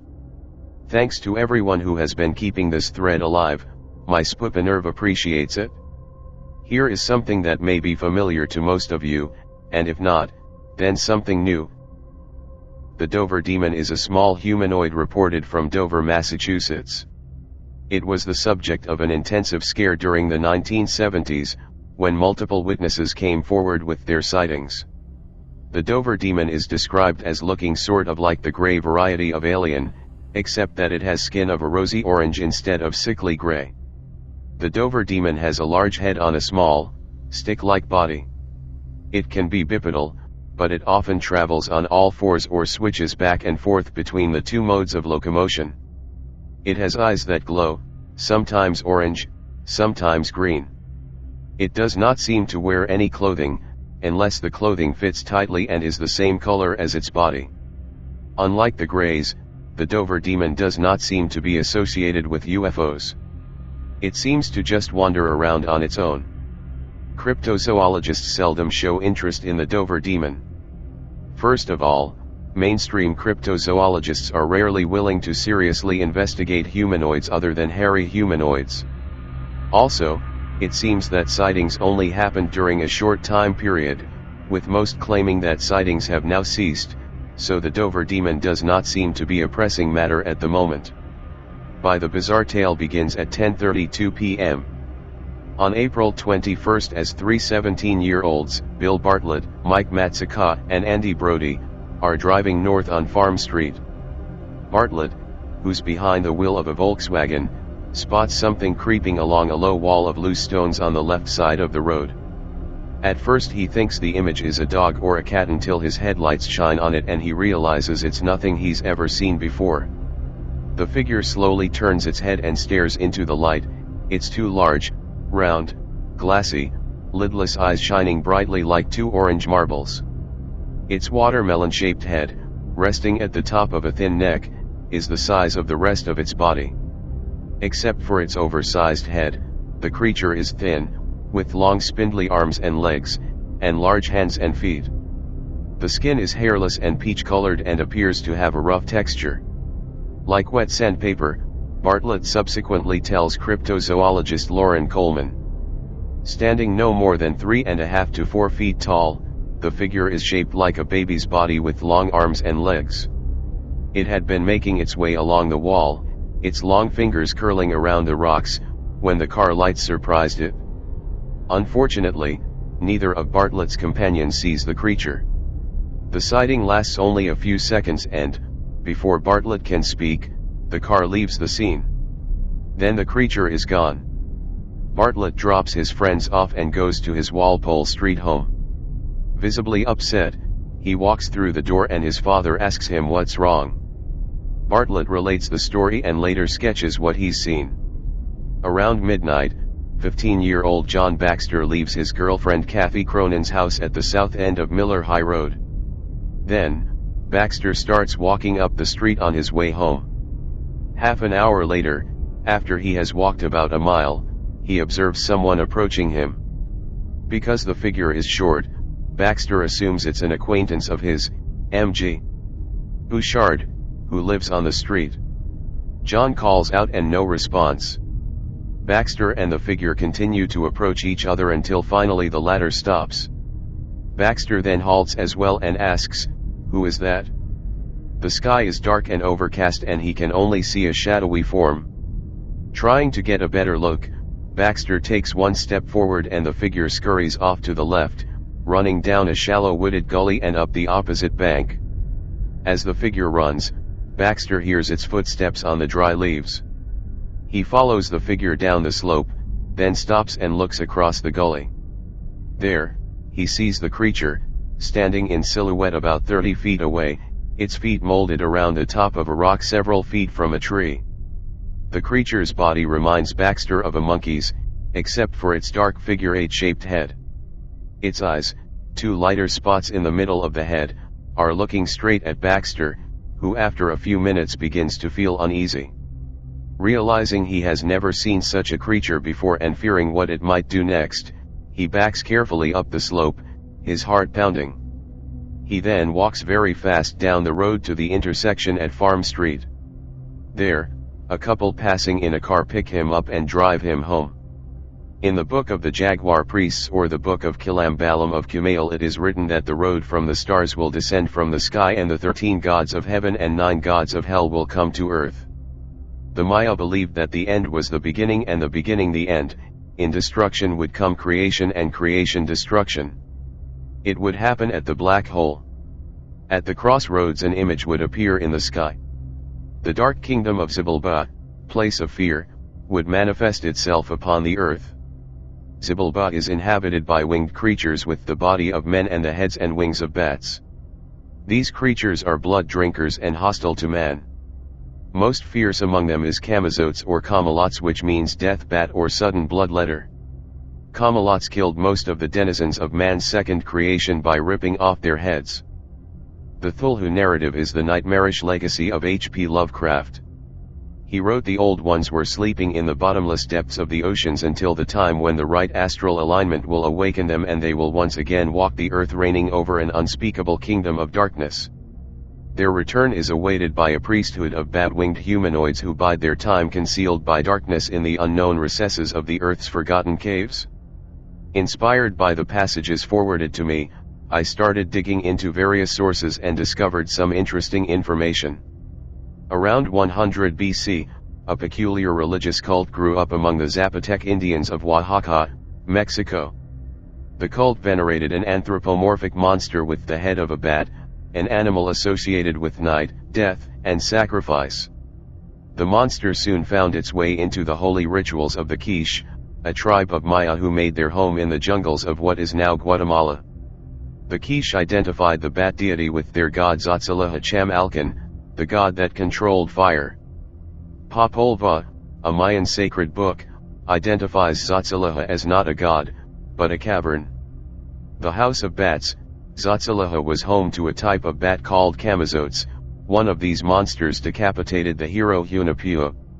Kamazotes has been translated as Death Bat.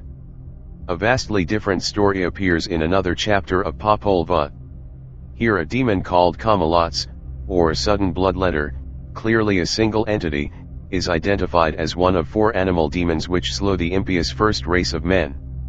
In Latin American, it seems that the ancient belief in the death bat still survives into the present day. For example, legends of the winged black man, Ical, a kidnapper and rapist, still circulate among the Tzotzil people of Chiapas, Mexico. Other bat demons include the Sucuyant of Trinidad and the Tintin of Ecuador. Yet another similar creature appears in the folklore of rural Peru and Chile, the Chan Chan, which is a vampire-type winged monster. Is it possible that a natural species inspired the existence these demon bats? Several stories supporting the idea of a large bat-like creature have come out of Latin America in the last century. Some believe initial suspects were the common vampire bat, the false vampire bat species, due to the large size and habit of attacking prey around a head or neck. A 1947 report of a creature presumed to have been a living pterosaur may in fact have been of a large bat. A witness saw 5 birds with a wingspan of about 12 feet as well as brown, featherless, and beaked. In March 1975, a series of animal mutilations swept the countryside near the Puerto Rican town of Moca, and during the incident a man named Juan Muniz Feliciano claimed that he was attacked by a large, gray-feathered creature. These bird-like creatures were seen numerous times during the outbreak. These reports didn't gain real notoriety until the mid-1970s, when a number of sightings of large birds or bats surfaced in Rio Grande Valley, Texas. The first report came from the town of San Benito, where 3 people reputedly encounters with a bald-headed creature. But rumors had long circulated among the Mexican inhabitants of the town about a large bird-like creature. On New Year's Day, 1976, 2 girls near Harlingen, Texas watched a large, bird-like creature with a gorilla-like face, a bald head, and a short beak. The next day, a number of 3-toed tracks were found in the field where the creature had stood. On January 14, Armando Grimaldo said he was attacked by the creature at Raymondville, Texas. He said it was black, with a monkey's face and large eyes. Further reports surfaced from Laredo and Olmito, Texas, with another sighting reported from Eagle Pass, Texas on January 21. To this day, there are a fair amount of flying humanoid reports in Mexico, Texas and New Mexico. Ken Gerhard's book Encounters with Flying Humanoids, Mothman, Man-birds, gargoyles and other winged beasts details many of the early sightings and lore. Kinda of wonder if those ancient Indian gods are related to the Mothman phenomena. Anyway, the men in black, MIB, are humans or humanoids who supposedly appear anywhere major UFO sightings or other strange phenomena take place. They have been known to threaten people who have claimed to have seen UFOs and alien beings into not asking about what they witnessed. They wear sunglasses and black suits, usually they have olive complexions. They drive black mint-condition vintage luxury cars or fly in black helicopters. Some say that they are government agents, others claim that they are alien agents. The first reported occurrence of MIB was traced to Albert K. Bender, the editor of a flying saucer publication called the Space Review. In the October 1953 issue he placed an announcement stating that he had come across information that would solve the flying saucer mystery but could not print it because he was ordered not to. He ended the announcement warning others in saucer work to be very cautious. He then stopped publication. Later in an interview Bender stated that 3 men wearing dark suits had ordered him to stop publishing flying saucer material, and that he had complied with the order because he had been scared to death of them. He later published a book called Flying Saucers and the 3 Men. In his book, Mystery of the Men in Black, the UFO Silencers, Timothy Beckley has attempted to provide an overview of important and representative MIB encounters. According to Beckley, MIB have been with us for many hundreds of years, speculating that such diverse characters from the history of witchcraft and folklore as the Elizabethan Black Man, the Native American Black Man and late 19th century reports of malevolent traveling salesmen, might have been manifestations of what we now know as Men in Black. An odd incident in the history of the Men in Black is the strange case of Mr. O.H. Krill. Mr. Krill's writings first gained publicity sometime in the late 1980s when a text file called the Krill Papers was placed on the Paranet BBS. The file told the story of shadow governments in cooperation with gray aliens, secret underground bases, exchanges of human organs for alien technologies, and the like. He offers the following information on the Men in Black, continued in next post. All things considered, UFO research has become pretty much of a circus today, and the most intriguing and controversial sideshow skirting the edges is the question of the silencers, or the mysterious men in black. There is a strong subliminal appeal in these accounts of visits by mysterious dark-suited figures. I have been visited myself, as have others I've known, attempting to silence UFO witnesses. A typical situation would be that a witness has a UFO sighting or UFO-related experience. Shortly thereafter he is visited by one or more odd-looking men who relate to him the minutest details of his experience, even though he has as yet told no one for fear of ridicule or other reasons. The men warn him about spreading the story of his experience around and sometimes even threaten him personally, sometimes obliquely, sometimes directly. Any evidence, if it exists, is confiscated in one way or another. Sometimes the visit is for some totally meaningless reason and the subject of UFOs is hardly mentioned, if at all. But again, the men all seem to look alike. We actually seem to find ourselves in close proximity to beings who obviously must be directly connected in some way with the objects themselves or the source behind them, yet they seem to be functioning unobtrusively within the framework of our own everyday existence. The classic conception of an MIB is a man of indefinite age, medium height, and dressed completely in black. He always has a black hat and often a black turtleneck sweater. They present an appearance often described as strange or odd. They speak in a dull monotone voice, like a computer, and are dark-complected with high cheekbones, thin lips, pointed chin, and eyes that are mildly slanted. The visitors themselves are often on absurd missions. They have reportedly posed as salesmen, telephone repairmen, or representatives from official or unofficial organizations. Their mode of transportation is usually large and expensive cars, Buicks or Lincolns, sometimes Cadillacs, all black, of course.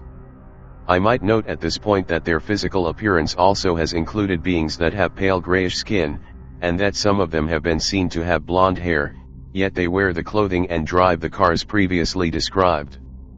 Their cars often operate with the headlights off, but ghostly purple or greenish glows illuminate the interior. Unusual insignia have been seen emblazoned on the doors and the license plates are always unidentifiable or untraceable. The fabric of their clothes has been described as strangely shiny or thin, but not silky, almost as if they have been cut from a new type of fabric.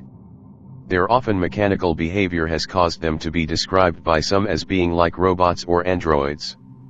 A lot of descriptions of some of these folks are pretty bizarre. A businessman's family in Wildwood, New Jersey, was visited by an unusually large man whose pants legs hiked up when he sat down, revealing a green wire grafted onto his skin and running up his leg.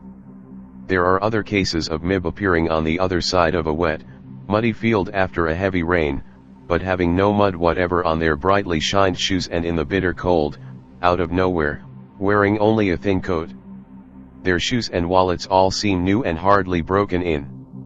O.H. Krill's career was ended by John Lear when he made a television appearance with William Cooper. Lear was the son of the famous aviation engineer, heir to the Learjet Company. He claimed that his business connections with the military had given him access to secret Air Force documents related to UFOs.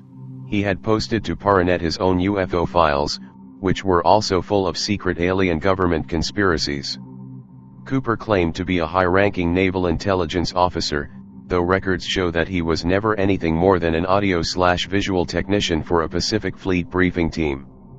Lear heard William Cooper use the O.H. Krill name, while John Lear wanted to use the show to announce that he made the O.H. Krill paper as a joke together with John Grace, head of the Nevada Aerial Research Organization. William Cooper went on to claim that he had first seen the Krill papers in the early 1970s while working for the Office of Naval Intelligence. John Lear immediately pulled William Cooper aside and quietly told him, "Bill, O.H. Krill is a joke." Lear says that he and John Grace had used the name Krill from Bob Emenegger's special UFOs. It has begun in the TV special. A woman claims to have channeled an entity named Cryll. They had posted the file on Paranet as a prank. William Cooper replied that Lear was mistaken. He said that Lear was a liar and continued to do so until the day he died. Cooper was known to accuse all who disagree with him of being agents working for the conspiracy. Note, On November 5, 2001, Cooper was fatally shot by a law enforcement officer at his Eager, Arizona home after confronting deputies trying to arrest him and shooting one of them in the head. Authorities said the handgun-toting Cooper fled when Apache County deputies identified themselves and tried to arrest Cooper on charges of aggravated assault with a deadly weapon and endangerment stemming from earlier disputes with local residents. Federal authorities reported that Cooper spent years trying to avoid capture on a 1998 arrest warrant for tax evasion and, according to a spokesman for the U.S. Marshals Service, vowed he would not be taken alive. Lear and Grace did not pull the Krill files entirely out of thin air. It was really a satire of the most extreme and bizarre UFO stories that circulated among the circles of UFO enthusiasts. If the descriptions of MIB are not directly from real stories from alleged witnesses, they at least bear a resemblance to some of the weirdest accounts. And many people did believe in the Krill files for a long time. Copies of the files are still to be found on the internet. These files have had an influence on the public perception of the Men in Black legend, and have almost certainly affected popular culture. John A. Keel's 1975 book The Mothman Prophecies is a great book regardless of your beliefs. Much of it focuses on the MIBs. They are definitely not simply agents of the government in this one. These excerpts from the Christensen family's meeting with one will attest to that. They had just moved into a new home, and had not yet been published in the phone book. A visitor came to the door, asked for Edward Christensen by name. The huge man, at least 6'6", 2 meters, tall, and very broad-shouldered, said he was from the Missing Heirs Bureau. Note, the Christensen encounter. In 1967, the Christensen family from New Jersey, USA, had a bewildering encounter with a hovering UFO. Shortly afterwards, they were visited by a strange man in black wearing a badge engraved with unusual insignia. Inviting himself inside, the man proceeded to question the family for nearly an hour. They described him as massively tall, wearing a long black coat, and a Russian-style fur hat complete with dark visor. Most frightening of all were his ominously bulging eyes and tinny computer-like voice. The family also noticed what appeared to be wires running down the inside of the man's leg. Wires that actually appeared to penetrate the skin, and were held in place by a large round spot. When the man left the house, he walked to the edge of the pavement, where he was picked up by a black Cadillac with dimmed headlights and tinted glass windows. An unusual head, large and round, while his face seemed angular, pointed. His eyes were large, protruding, like thyroid eyes, and set wide apart. One eye appeared to have a cast, like a glass eye, and did not move in unison with its companion. When he sat down, they could see a long thick green wire attached to the inside of his leg. It came up out of his socks and disappeared under his trousers. At one point it seemed to be indented into his leg and was covered by a large brown spot. The Christensens said their visitor had an unusual pallor. They assumed he was sick. His voice was also strange, with a high tinny voice. He spoke in clipped words and phrases, like a computer. Connie said he sounded as if he were reciting everything from memory. Then there is the case of Robert Richardson, of Toledo, Ohio, who in July 1967 informed the Aerial Phenomena Research Organization, APRO, that he had collided with a UFO while driving at night. Coming round a bend, he had been confronted by a strange object blocking the road. Unable to halt in time, he had hit it, though not very hard. Immediately on impact, the UFO vanished. Police who accompanied Richardson to the scene could find only his own skid marks as evidence. But on a later visit, Richardson himself found a small lump of metal which might have come from the UFO. 3 days later, at 11 p.m., 2 men in their 20s appeared at Richardson's home and questioned him for about 10 minutes. They did not identify themselves, and Richardson, to his own subsequent surprise, did not ask who they were. They were not unfriendly, gave no warnings, and just asked questions. He noted that they left in a black 1953 Cadillac. The number, when checked, was found not yet to have been issued. A week later, Richardson received a second visit, from 2 different men, who arrived in a current model Dodge. They wore black suits and were dark complexioned. Although one spoke perfect English, the second had an accent, and Richardson felt there was something vaguely foreign about them. At first, they seemed to be trying to persuade him that he had not hit anything at all, but then they asked for the piece of metal. When he told them it had gone for analysis, they threatened him, "If you want your wife to stay as pretty as she is, then you'd better get the metal back." The existence of the metal was known only to Richardson and his wife, and to 2 senior members of APRO. Seemingly, the only way the strangers could have learned of its existence would be by tapping either his or APRO's telephone. There was no clear connection between the 2 pairs of visitors. But what both had in common was access to information that was not freely and publicly available. Then there is a case where a man had supposedly taken a shot at a humanoid. One inclement evening in November 1961, Paul Miller and 3 companions were returning home to Minot, North Dakota, after a hunting trip when what they could only describe as a luminous silo landed in a nearby field. At first they thought it was a plane crashing, but had to revise their opinion when the plane abruptly vanished. As the hunters drove off, the object reappeared and 2 humanoids emerged from it. Miller panicked and fired at one of the creatures, apparently wounding it. The other hunters immediately fled. On their way back to Minot, all of them experienced a blackout and lost 3 hours. Terrified, they decided not to report the incident to anyone. Yet the next morning, when Miller reported to work, in an Air Force office, 3 men in black arrived. They said they were government officials, but showed no credentials, and remarked unpleasantly that they hoped Miller was telling the truth about the UFO. How did they know about it? "We have a report," they said vaguely. "They seemed to know everything about me. Where I worked, my name, everything else," Miller said. They also asked questions about his experiences as if they already knew the answers. Miller did not dare tell his story for several years. In September 1976, Dr. Herbert Hopkins, a 58-year-old doctor and hypnotist, was acting as consultant on an alleged UFO teleportation case in Maine, USA.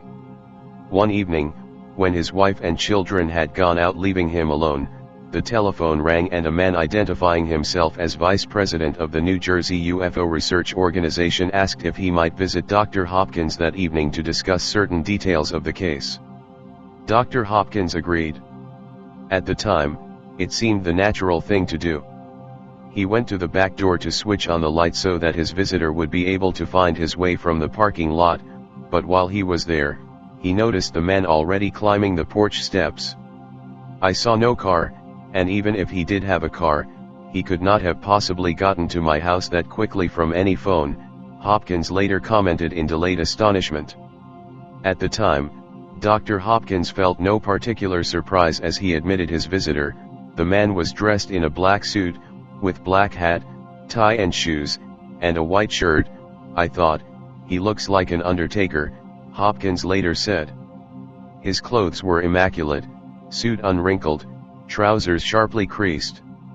When he took off his hat, he revealed himself as completely hairless, not only bald but without eyebrows or eyelashes. His skin was dead white, his lips bright red. In the course of their conversation, he happened to brush his lips with his gray suede gloves, and the doctor was astonished to see that his lips were smeared and that the gloves were stained with lipstick. It was only afterwards, however, that Dr. Hopkins reflected further on the strangeness of his visitor's appearance and behavior. Particularly odd was the fact that his visitor stated that his host had 2 coins in his pocket. It was indeed the case. He then asked the doctor to put one of the coins in his hand and to watch the coin, not himself. As Hopkins watched, the coin seemed to go out of focus, and then gradually vanished. "Neither you nor anyone else on this plane will ever see that coin again," the visitor told him. After talking a little while longer on general UFO topics, Dr. Hopkins suddenly noticed that the visitor's speech was slowing down.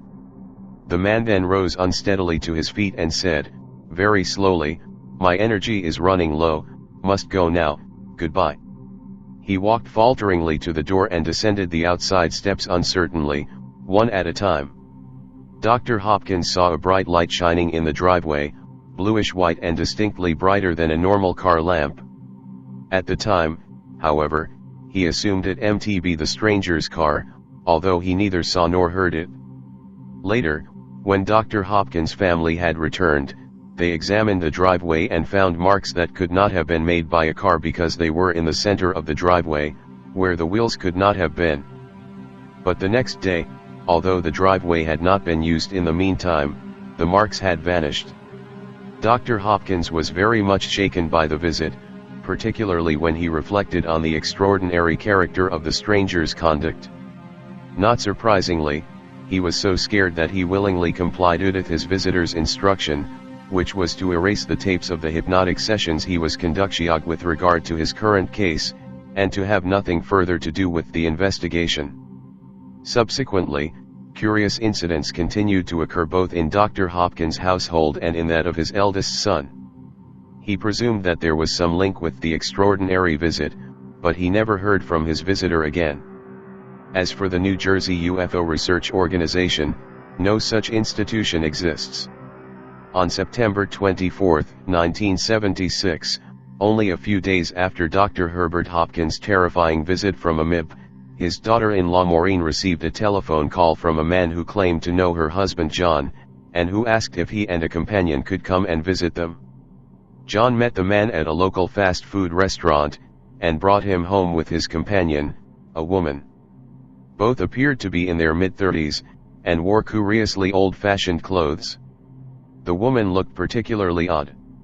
When she stood up, it seemed that there was something wrong with the way that her legs joined her hips.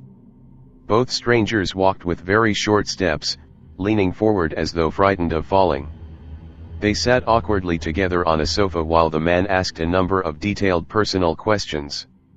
Did John and Maureen watch television much? What did they read?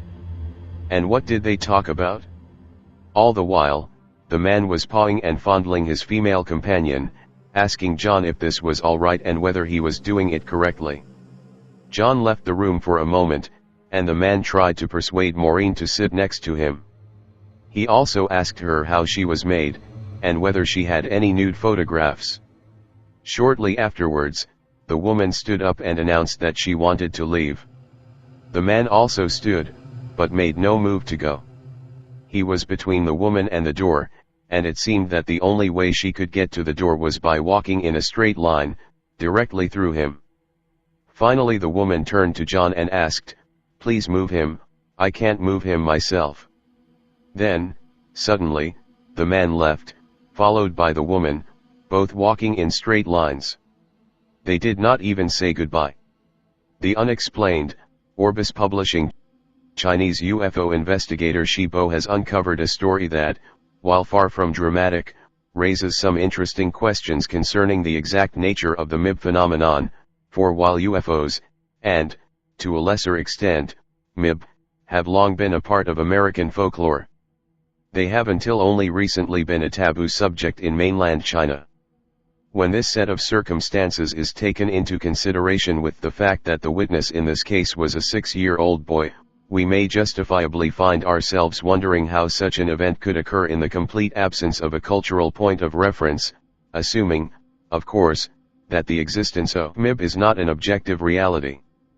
In Shi's 1983 book, China and Extraterrestrials, he relates the story of Li Jingyang who, as a 6-year-old boy in Yangguan, Shanxi province in May, 1963, had an encounter with a UFO.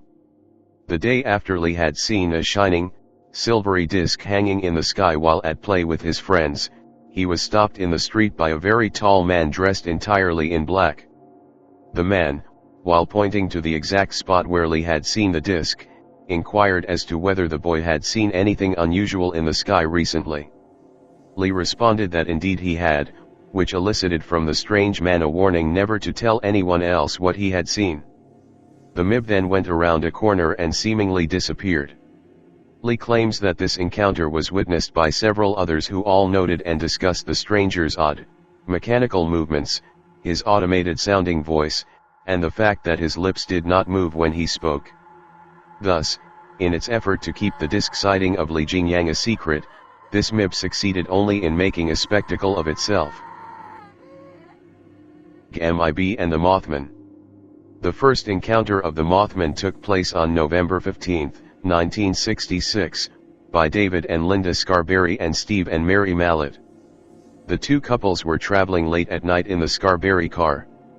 They passed the West Virginia Ordnance Works, an old abandoned World War II TNT factory.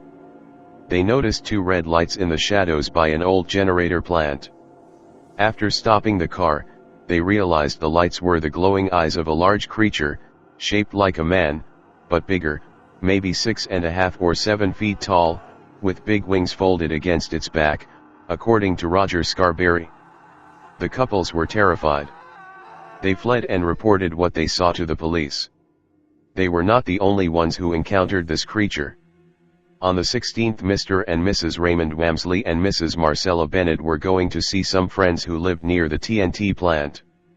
When Mrs. Bennett got out of the car, she realized there was a figure lurking behind them. It seemed like it had been lying down, slowly rising up from the ground, large and gray, with glowing red eyes. Mrs. Wamsley ran inside and phoned the police as the creature walked onto the porch and peered in at the couples through the window. The entity fled before the police arrived. During these strange encounters, something terrible happened to the town of Point Pleasant. On December 15, 1967, the Silver Bridge, which connected Point Pleasant to Ohio, collapsed. It plummeted to the depths of the river, killing 46 people. The event was heavily investigated, and the only consensus of the collapse was a small manufacturing flaw in the single I-bar suspension chain. The believers in the Mothman sightings would say that the two events are connected.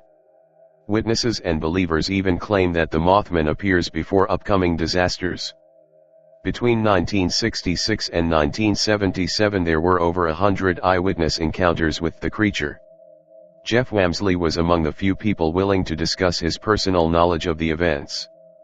Mr. Wamsley has lived in Point Pleasant his entire life. I actually live in nearby Gallipolis, Ohio, now. I was born and raised in Point Pleasant, West Virginia, right down the street from where those original witnesses lived back in 1966, said Wamsley. I grew up hearing about the Mothman sightings.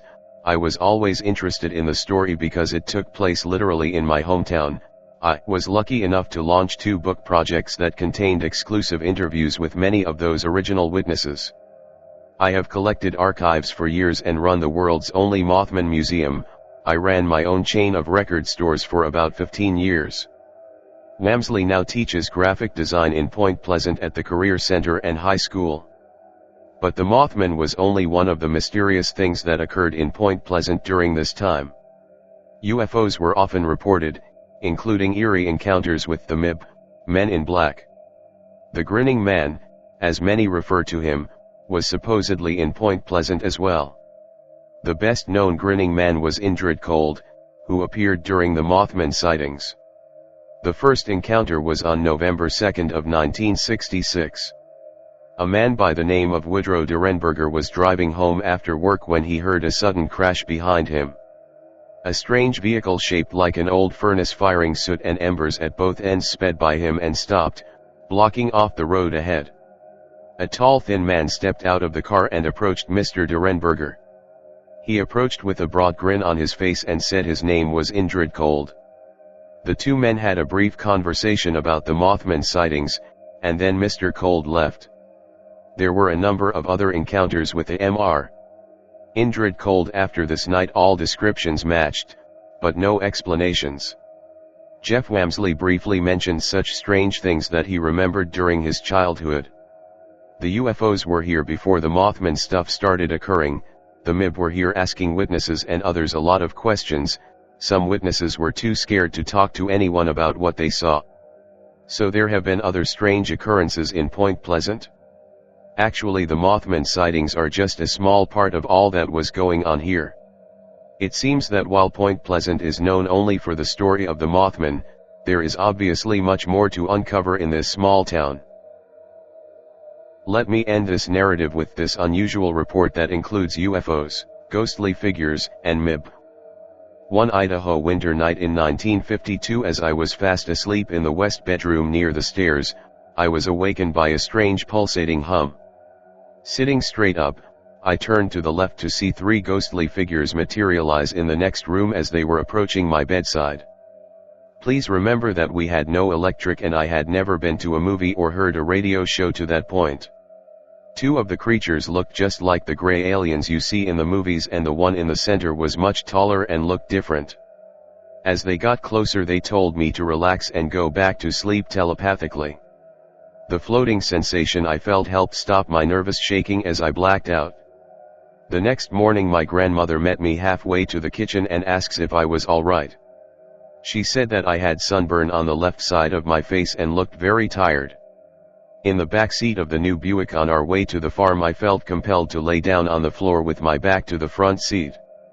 The telepathic message was like the one I received from the three ghosts.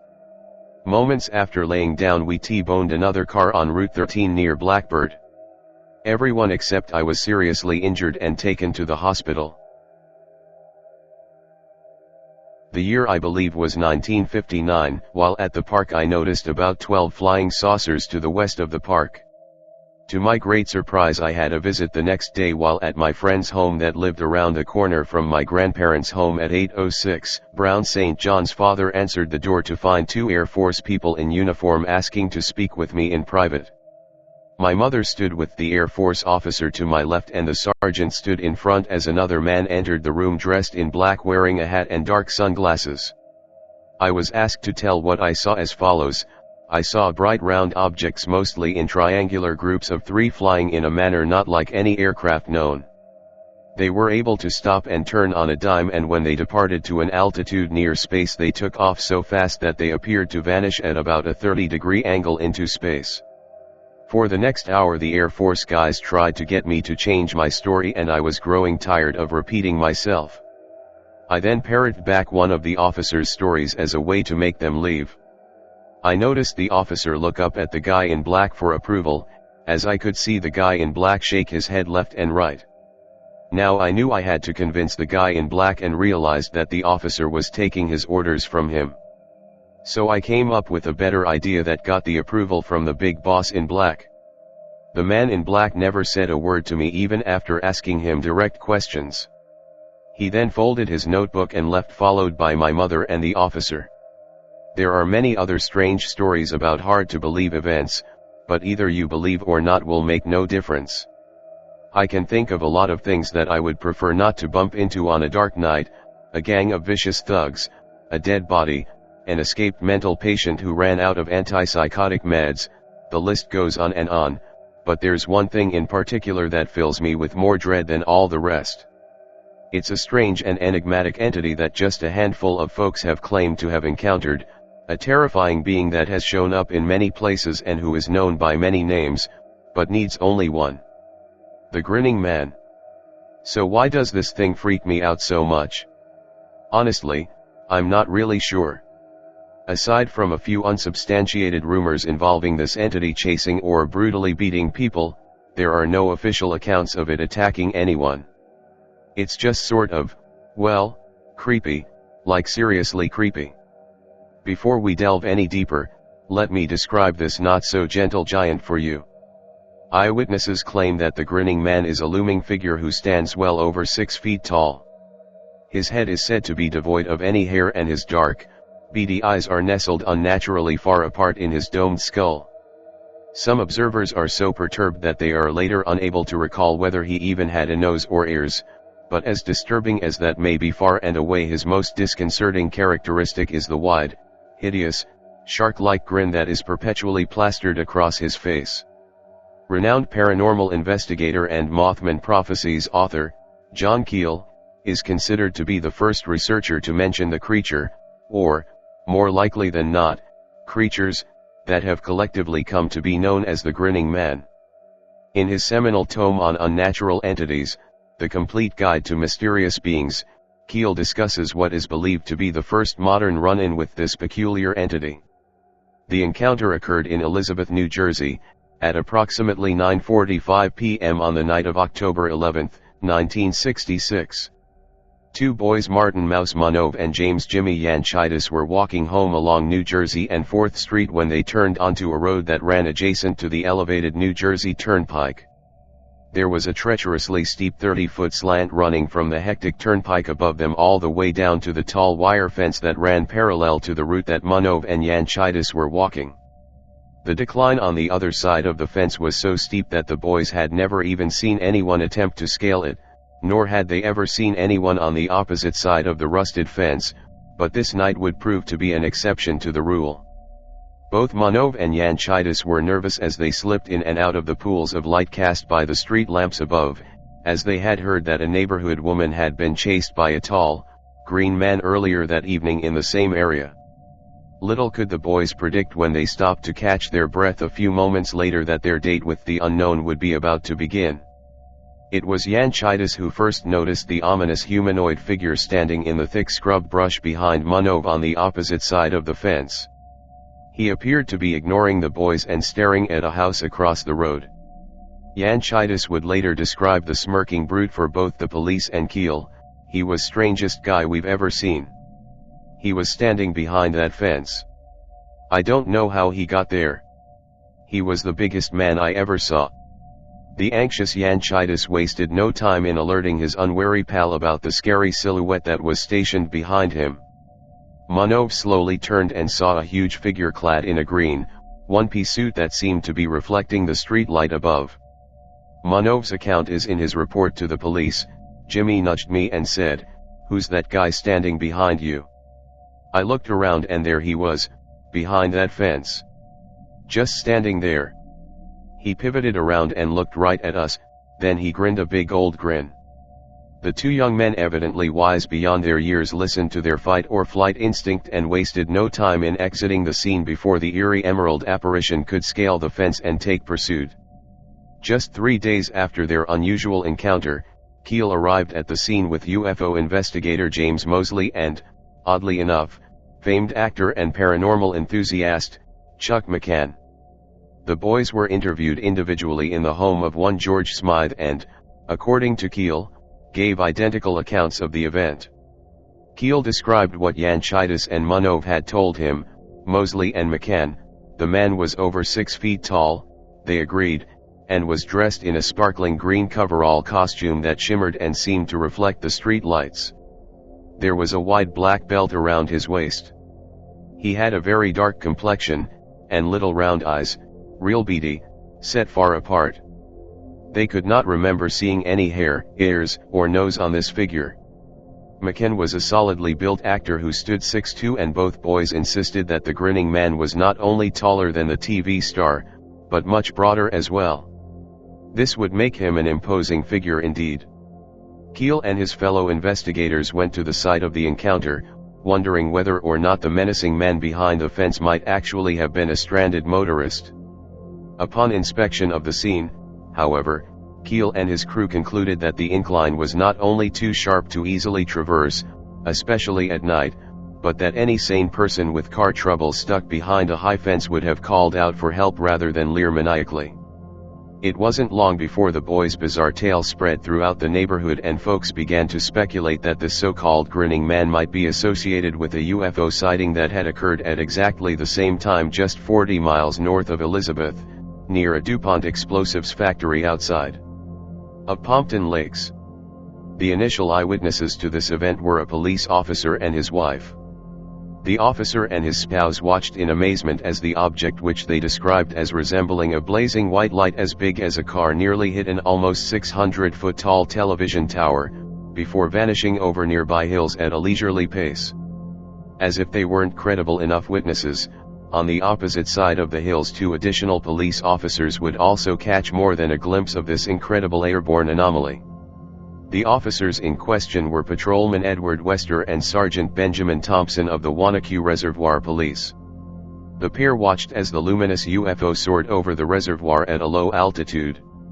Sergeant Thompson was later quoted as stating, "The light was brilliantly white. It lit up the whole area for about 300 yards.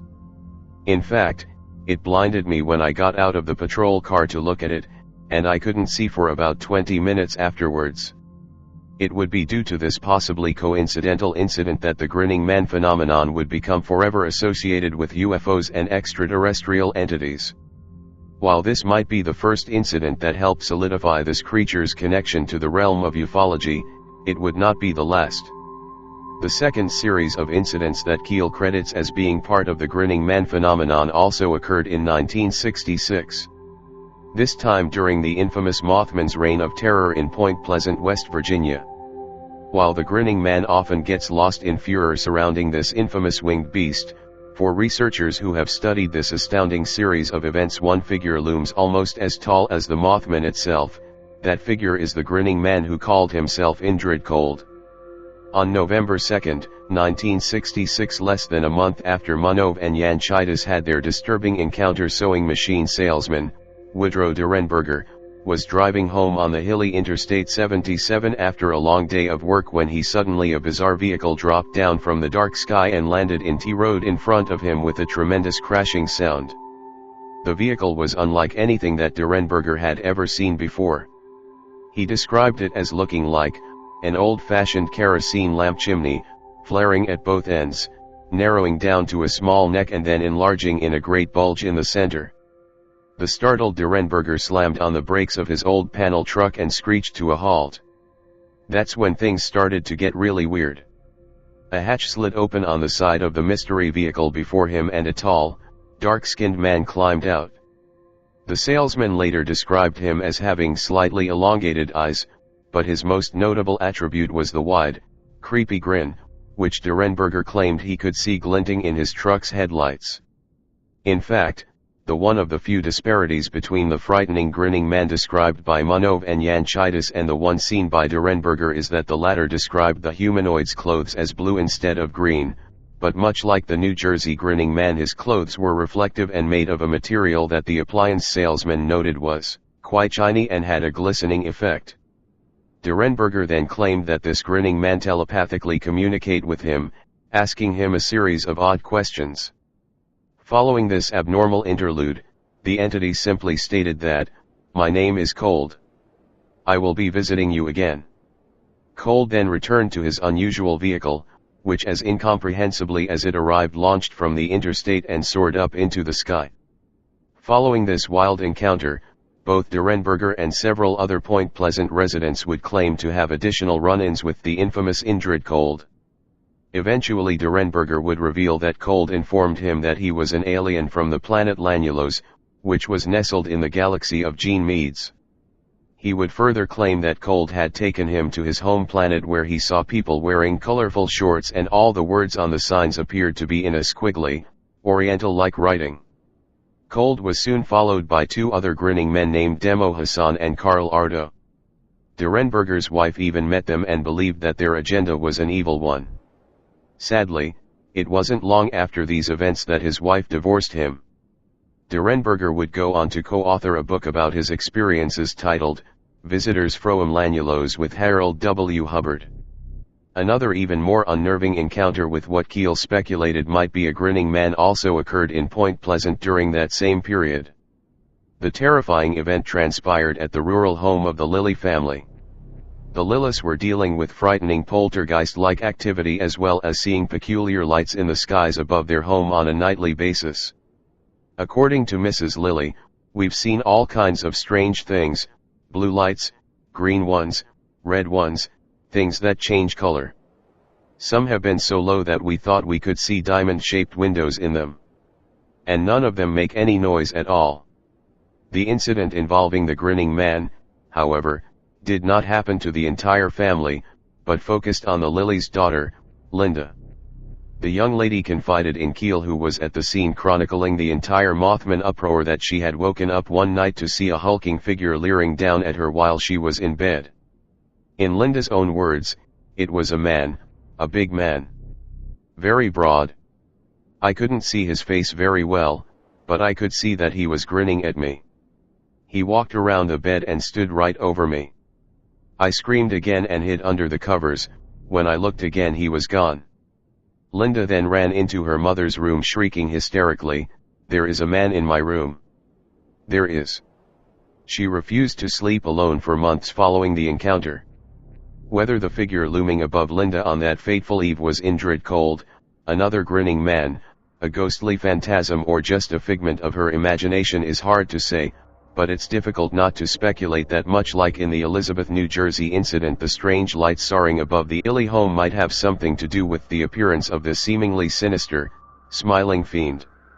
This leads us to a wild and utterly fascinating theory that I stumbled across, which implies that Indrid Cold in particular, and grinning men in general, may be delegates of a sort of paranormal or possibly intergalactic police force that spontaneously appear in the area of anomalous events in order to keep the peace or simply to observe the proceedings as they unfold. Another hypothesis speculates that Cold might have been a representative of the notoriously secretive group known as the Men in Black, many of which were allegedly encountered throughout the region during the Mothman flap. To ensure that New Jersey and West Virginia wouldn't have all the fun, in 1966 and 1967, there was a short wave of encounters with beady-eyed, wide-mouthed giant prowler with a fixed grin in Provincetown, Massachusetts. Understandably, there are some who believe that the entire grinning man phenomenon ought to be dismissed due to the fact that all of the cases were presented by Keel, who, as all writers do, applied his own biases while connecting dots that were, at times, only loosely associated. While this may be true, there is at least one case involving a grinning man and a UFO abductee that, as far as I know, Keel never chronicled. Now, some connections to previous posts. In December of 1978, a 26-year-old night watchman, Pier Zanfreda, was on a routine patrol in the village of Torriglia, Italy, when he claims he was abducted by a trio of gigantic, yellow-eyed, semi-reptilian aliens. Following this incident would be a series of terrifying abductions that would continue for years, but one of his creepiest encounters was OT with an alien, but with, you guessed it, a grinning man. On December 3, 1979, at approximately 9:30 p.m., Zanfreda got out of his patrol car at a self-service gas station near downtown Genoa.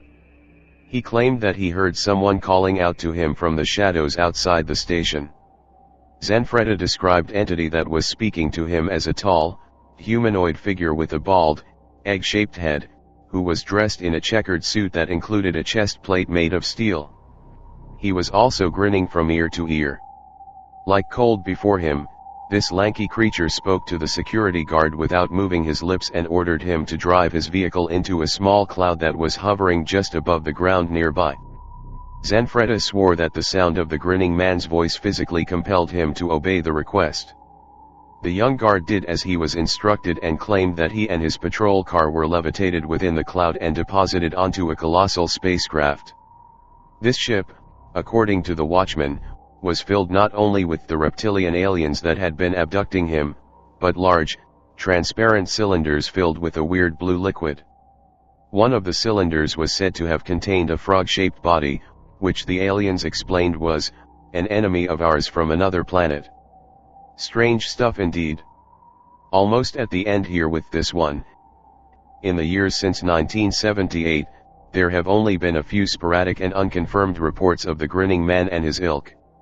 The first is from April 23, 2009, when a blogger known only as H.R. Zapruder posted a very brief encounter with he believed to be a grinning man while driving near Roswell, New Mexico. Soon afterwards, I drove past a man standing in the brush. I thought he was hitchhiking, so I sped past. You know, hitchhikers equals bad news. Anyway, I didn't think much of it at first, but as I sped by, I noticed a green glistening, so I inspected the rear view mirror. I saw the man from behind. He was bald and over 6 feet tall, wearing a sparkling green jacket. The rest was obscured by the brush. When I arrived in town, I was told by some locals I'd just missed a UFO. Another strange report hails from author A.J. Dikyara, who told of his sister's harrowing experience with a grinning man in the late 1980s. The unnamed woman was driving to her rural home in Connecticut on a dark autumn eve, when she claimed that an entity drove up next to her in what she described as a phantom car with an eerie glow. She looked over and saw what she described as a hideous creature, staring at her with glowing yellow eyes and a toothy grin, which terrified her. As quickly and mysteriously as it appeared, the strange vehicle vanished. This incident served as inspiration for her brother's fictional novel The Grinning Man. So what should we make of all of the above encounters? Assuming that they're honest accounts of events as they happened. Do they confirm that the Grinning Man's origins are from out of this world or, at least, another dimension? If not, then why are these beings so often seen near so many alleged UFO sightings, and what if any are their connections to the Mothman and these huge, lizard-like intergalactic visitors? Are they the aliens' lackeys or, perhaps, human-alien hybrid liaisons? Are they phantoms or demons or creatures from another plane of existence who erroneously assume that wearing a smile will put their human counterparts at ease? These are just a few of the perplexing questions that continue to surround this mystifying enigma. And what an enigma it is! Even in the already bizarre worlds of ufology, cryptozoology, and the plain old paranormal, the Grinning Man remains one of the most confounding, obscure and outright terrifying legends in all the annals of the supernatural, but whatever these beings may turn out to be, I hope like hell I never run into one. And there you have it, folks.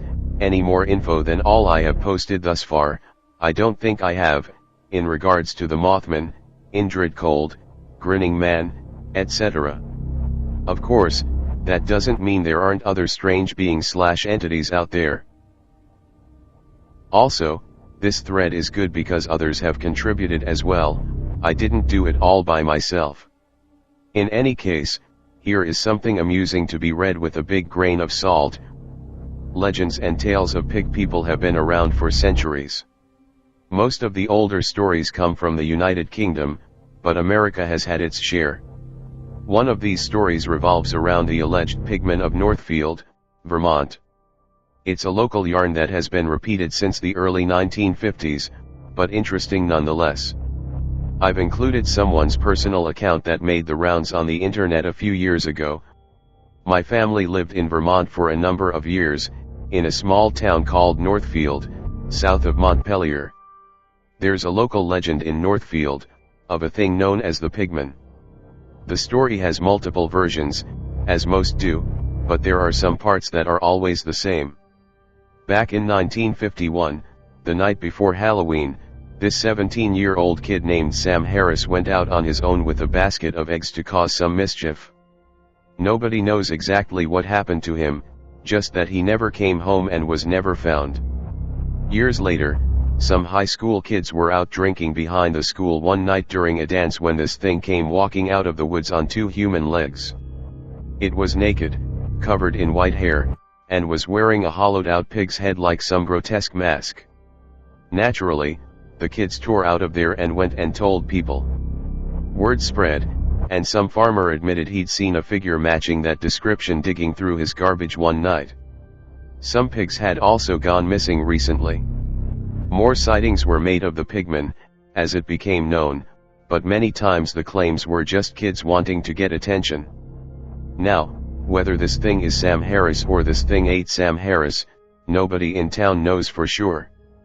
But what they do know is that it isn't afraid of people, and it really likes to eat meat. There's a place just outside of Northfield known as the Devil's Wash Bowl, with a river and waterfalls and a number of caves. After more sightings of the Pigman were made out by the Wash Bowl, some people went investigating and found that one cave in particular was littered with animal bones, some of which were pig. It got around that they'd found the lair of the Pigman, and it became popular for teens to go out to the Devil's Wash Bowl at night and try to catch a sight of him. Why do these beings want to be seen? My only guess is that they might thrive on people believing in them, or something to that effect. It's all a mystery to me. I think sightings of shadow people are probably related as well. My sister and a couple of her friends went out to the Devil's Wash Bowl their senior year. They took sleeping bags and flashlights and all the gear you'd take to go camping. I wasn't there to give a first-hand account of what transpired. I was only 8 at the time. I can only tell you what was told to me. There were 6 or 8 of them, depending on who you ask, all couples. They picked a number of caves, one for each pair, My sister and her boyfriend were in their cave. She was rolling out their sleeping bags and he was trying to start a fire when they heard some shouts and then screaming from one of the other caves. When they got there, the girl was curled up in a ball in the farthest corner of the cave, and her boyfriend was nowhere to be found. She told them that the pigman had come trudging into their cave, completely undaunted by their presence. The guy had started shouting at it, both to drive it away and to get the others' attention. The pigman casually picked up a large rock and struck the guy in the side of the head with it, knocking him unconscious. It picked him up, slung him over its shoulder and shambled out of the cave just moments before the rest arrived. Nobody had seen it exit the cave, nor seen signs of it at all. They did find the rock lying on the cave floor with blood on it, and bare footprints in some soft creek mud outside. The girls all drove into town and went straight to the police. The remaining boys, whether it was 2 or 3 of them, grabbed flashlights and makeshift weapons and scoured the woods around the area. The footprints disappeared at the edge of the road, and they lost the trail there. Search parties were set up. Police and K9 units and a big coordinated effort including several other adjoining townships' police forces. A couple days later, some articles of the guy's clothes were found by a search dog. They had been left torn and scattered in an abandoned farmhouse a town over. The missing teen's photo was put up in the area, and one guy came forward. He said the other night, he'd awakened to the sound of someone lurking outside his house. He checked out his kitchen window and there was someone rummaging through the trash can by his garage. The person was only wearing a faded and ripped pair of jeans. When the man hit the porch light, the intruder had looked up, and it had looked just like the kid in the photo. The only difference was that his body was covered with white hair and his eyes looked kind of hollow. Here is one more for the road until we meet again, a weird but sort of silly thing, the Maryland Goatman legend. The Maryland Goatman is described as a hybrid creature, part man and part goat. According to those who claim to have seen it, the legs and feet resemble that of a goat, the upper body of a man with a horned head, and a body partially covered by fur.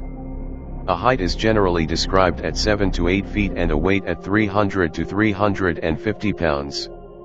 Below are a few of the documented sightings. June 1963, Huntington, MD, a young couple were wailing on Zug Road when they observed a peculiar creature staring at them from the edge of the woods. The woman described it as a tall, ragged animal with human-like features. April 1971, Huntington, MD, a farmer near Fletchertown Road reported seeing a large, man-like creature eating the remains of a pig. When the farmer approached the scene, the creature ran off.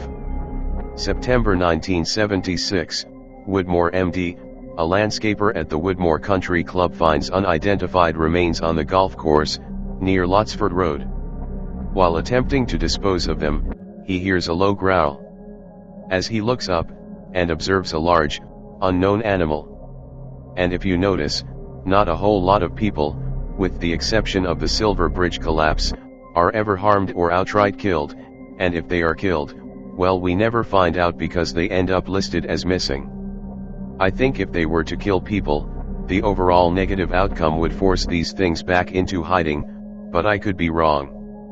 I don't know this all for a fact, I'm just making fanciful guesses, but as usual, who knows?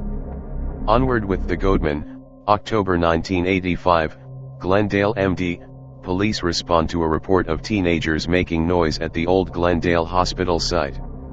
While investigating, the officer hears unknown sounds, but is unable to locate the source. August 1990, Hyattsville, MD, during a birthday party at Magruder Park, a boy runs into the woods after a ball. Moments later, he screams. When adults arrive, they find him visibly shaken.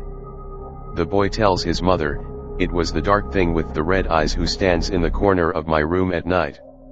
May 1998, Bowie, MD, a group of teenagers are hanging out near a local bridge when they notice something moving in the weeds nearby. 2 of the teens go to investigate and describe seeing a tall, human-like animal running into the forest. July 2007, Glenarden, MD, a camera crew for WRC-TV, Washington, D.C., is on location to cover a local golf tournament when they notice a strange animal moving in the trees nearby. The cameraman manages to capture a few seconds of video before the animal disappears. It is often associated with a number of locations throughout Prince George's County, MD, listed above, including Glendale Hospital, the former site of a state tuberculosis sanatorium. It is reported to have attacked and possibly killed a number of witnesses. It had also been connected to damaged property and the deaths of several family pets. The Piscataway native people believed a magical creature in the same area in Maryland had the ability to shapeshift into various animals' forms. This was noted and written in 1666 by a Jesuit priest, in which the illustration of a Bigfoot-like creature standing on two legs appeared in the document. The sightings began in 1957 when a young couple were parked alone a lonely country road, Zug Road, when they suddenly heard something banging on the hood of their car. Looking up, they were startled to see a goat-like humanoid staring at them, waving what looked like an axe. The creature instantly turned and dashed into the surrounding woods. There were several more rumored sightings over years. Then in the summer of 1962, the goatman was accused of killing 14 people, including 12 children and 2 accompanying adults, who had been hiking too close to its apparent lair. The survivors, who, not surprisingly, remained anonymous, claimed that the goatman violently hacked its victims with an axe, while uttering horrid screams. According to the account, when the local authorities arrived on the scene, all that was left in the carnage were half-eaten limbs and a bloody trail leading to an ominous-looking cave. BTW, the Prince George's County and Maryland State Police have no written record of this incident. It was obviously a ruse and urban legend.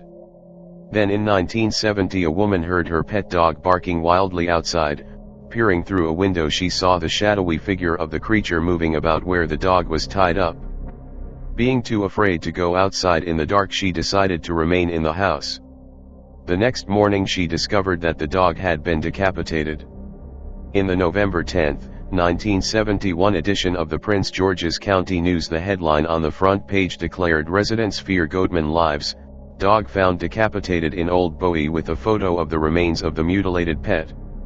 The canine belonged to April Edwards and had disappeared after she and friends had reported hearing strange noises in their yard on the night of November 3, 1971.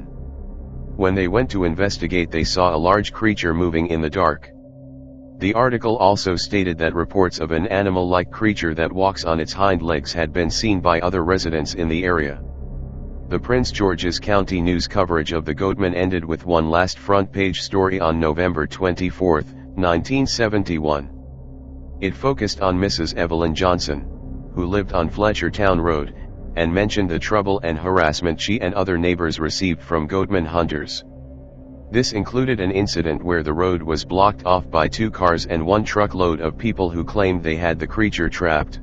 Mrs. Johnson had to call the police in order to drive home. So what are the actual origins of the Maryland goatman? Some reports involve escaped mental patients and others satanic rituals, but the most popular legend is that the goatman is the unfortunate result of an experiment involving one Stephen Fletcher that went horribly wrong at his U.S. Department of Agriculture laboratory in Beltsville. The doctor confessed to creating the goatman by crossing the DNA of a goat and his assistant William Lotsford, but the experiment went terribly awry and the result was the genetic nightmare. It's obviously a manufactured tale, but there are many people who claim that this scenario is valid. Many of these goatman sightings and reports closely correlate to Bigfoot sightings that have been reported in the same general area of Maryland for generations, including the numerous property attacks by the Sykesville Monster in the early 1970s. Bigfoot-related sightings continue throughout Maryland and the surrounding states. In my opinion, the goatman is simply an urban legend, though a Bigfoot or any other cryptid hominid with an axe would be a life-altering event. In my part of the world it's very late, or very early depending how you look at it. Anywho, here is a quickie, the Flying Man of Coney Island. This New York Times article from 1880 describes a man with bat's wings and improved frog's legs flying over Coney Island. There are also references to similar sighting in St. Louis and Kentucky. Could this be an early Mothman sighting? New York Times, September 12, 1880. An aerial mystery. One day last week a marvelous apparition was seen near Coney Island. At the height of at least 1,000 feet in the air a strange object was in the act of flying toward the New Jersey coast. It was apparently a man with bat's wings and improved frog's legs. The face of the man could be distinctly seen, and it wore a cruel and determined expression. The movements made by the object closely resembled those of a frog in the act of swimming with his hind legs and flying with his front legs. Of course, no respectable frog has ever been known to conduct himself in precisely that way. But were a frog to wear bat's wings, and to attempt to swim and fly at the same time, he would correctly imitate the conduct of the Coney Island monster. When we add that this monstero waved his wings in answer to the whistle of a locomotive, and was of a deep black color, the alarming nature of the apparition can be imagined. The object was seen by many reputable persons, and they all agree that it was a man engaged in flying toward New Jersey. About a month ago an object of precisely the same nature was seen in the air over St. Louis by a number of citizens who happen to be sober and are believed to be trustworthy. A little later it was seen by various Kentucky persons as it flew across the state. In no instance has it been known to alight, and no one has seen it at a lower elevation than 1,000 feet above the surface of the earth. It is without a doubt the most extraordinary and wonderful object that has ever been seen, and there should be no time lost in ascertaining its precise nature, habits, and probable mission. That this aerial apparition is a man fitted with practicable wings there is no reason to doubt. Someone has solved the problem of aerial navigation by inventing wings with which a man can sustain himself in the air and direct his flight to any desired point. Who is this adventurous flyer and what is his object? Are questions of immediate and enormous importance. Of course, the first impulse of the unreflecting mind will be to exclaim that the mysterious flyer is an aeronaut who has invented practicable wings, and is secretly experimenting with them before making his invention public. This is directly at variance with the known habits and customs of aeronauts. Had any aeronaut invented a pair of wings he would have advertised, long before his invention was perfected, that he was in possession of a machine wherewith to make an aerial voyage to Europe in 24 hours, and that he was prepared to exhibit it for a few weeks to everyone who would pay 50 cents to see it. A little later he would have taken up a subscription to pay the expenses of his proposed voyage in the interests of science, and would probably have published a book on the science of aeronautics. Then he would have suddenly disappeared, taking his wings with him, or accidentally burning them, and after the first outburst of indignation on the part of a swindled public would have been totally forgotten. This has been the invariable practice of these ingenious aeronauts who have claimed to be the inventors of balloons or other apparatus capable of navigating the air. That the mysterious flying man has not followed this custom makes it perfectly clear that he is not a professional aeronaut. Beyond any question, either the flying man or some scientific person at present unknown has invented the bat's wings and frog's legs with which the flying man now sails through the air. Why has not the inventor patented his invention and had himself duly written up by the press? The reason is obvious. The flying man is engaged in some undertaking which he cannot safely proclaim. In other words, he is an aerial criminal, a fact which explains the cruelty and determination visible on his countenance, and what can be the nefarious object which this probable wretch has in view. It cannot be simply theft and robbery, for it would manifestly be impossible for him, in his flying costume, to perpetrate burglary or highway robbery, or to pickpockets. It cannot be plumbing, for obvious reasons, neither can it be the sale of books published by subscription only. Yet the flying villain must have an object, and we have a right to assume that only a peculiarly nefarious object could induce a man to fly to New Jersey or St. Louis in hot weather and without an umbrella or mosquito net. It has not escaped notice that of late Mr. Talmage has been wandering in the West in search of entertaining varieties of crime wherewith to embellish his sermons. It is also known that he returned to the city just before the flying man of Coney Island was seen. Now, if there is a man in this country whose arms and legs are fitted to endure the muscular strain inseparable from the act of flying, That man is Mr. Talmage. He has preached for years with those graceful limbs, and must have developed and hardened their muscles to an extent which would fill every other professional acrobat with envy. What is more probable than that Mr. Talmage has equipped himself with wings in order to study interesting types of immorality from the lofty height of 1,000 feet? He has flown over St. Louis and Kentucky, precisely the places which might be expected to yield a rich reward to an investigator of crime.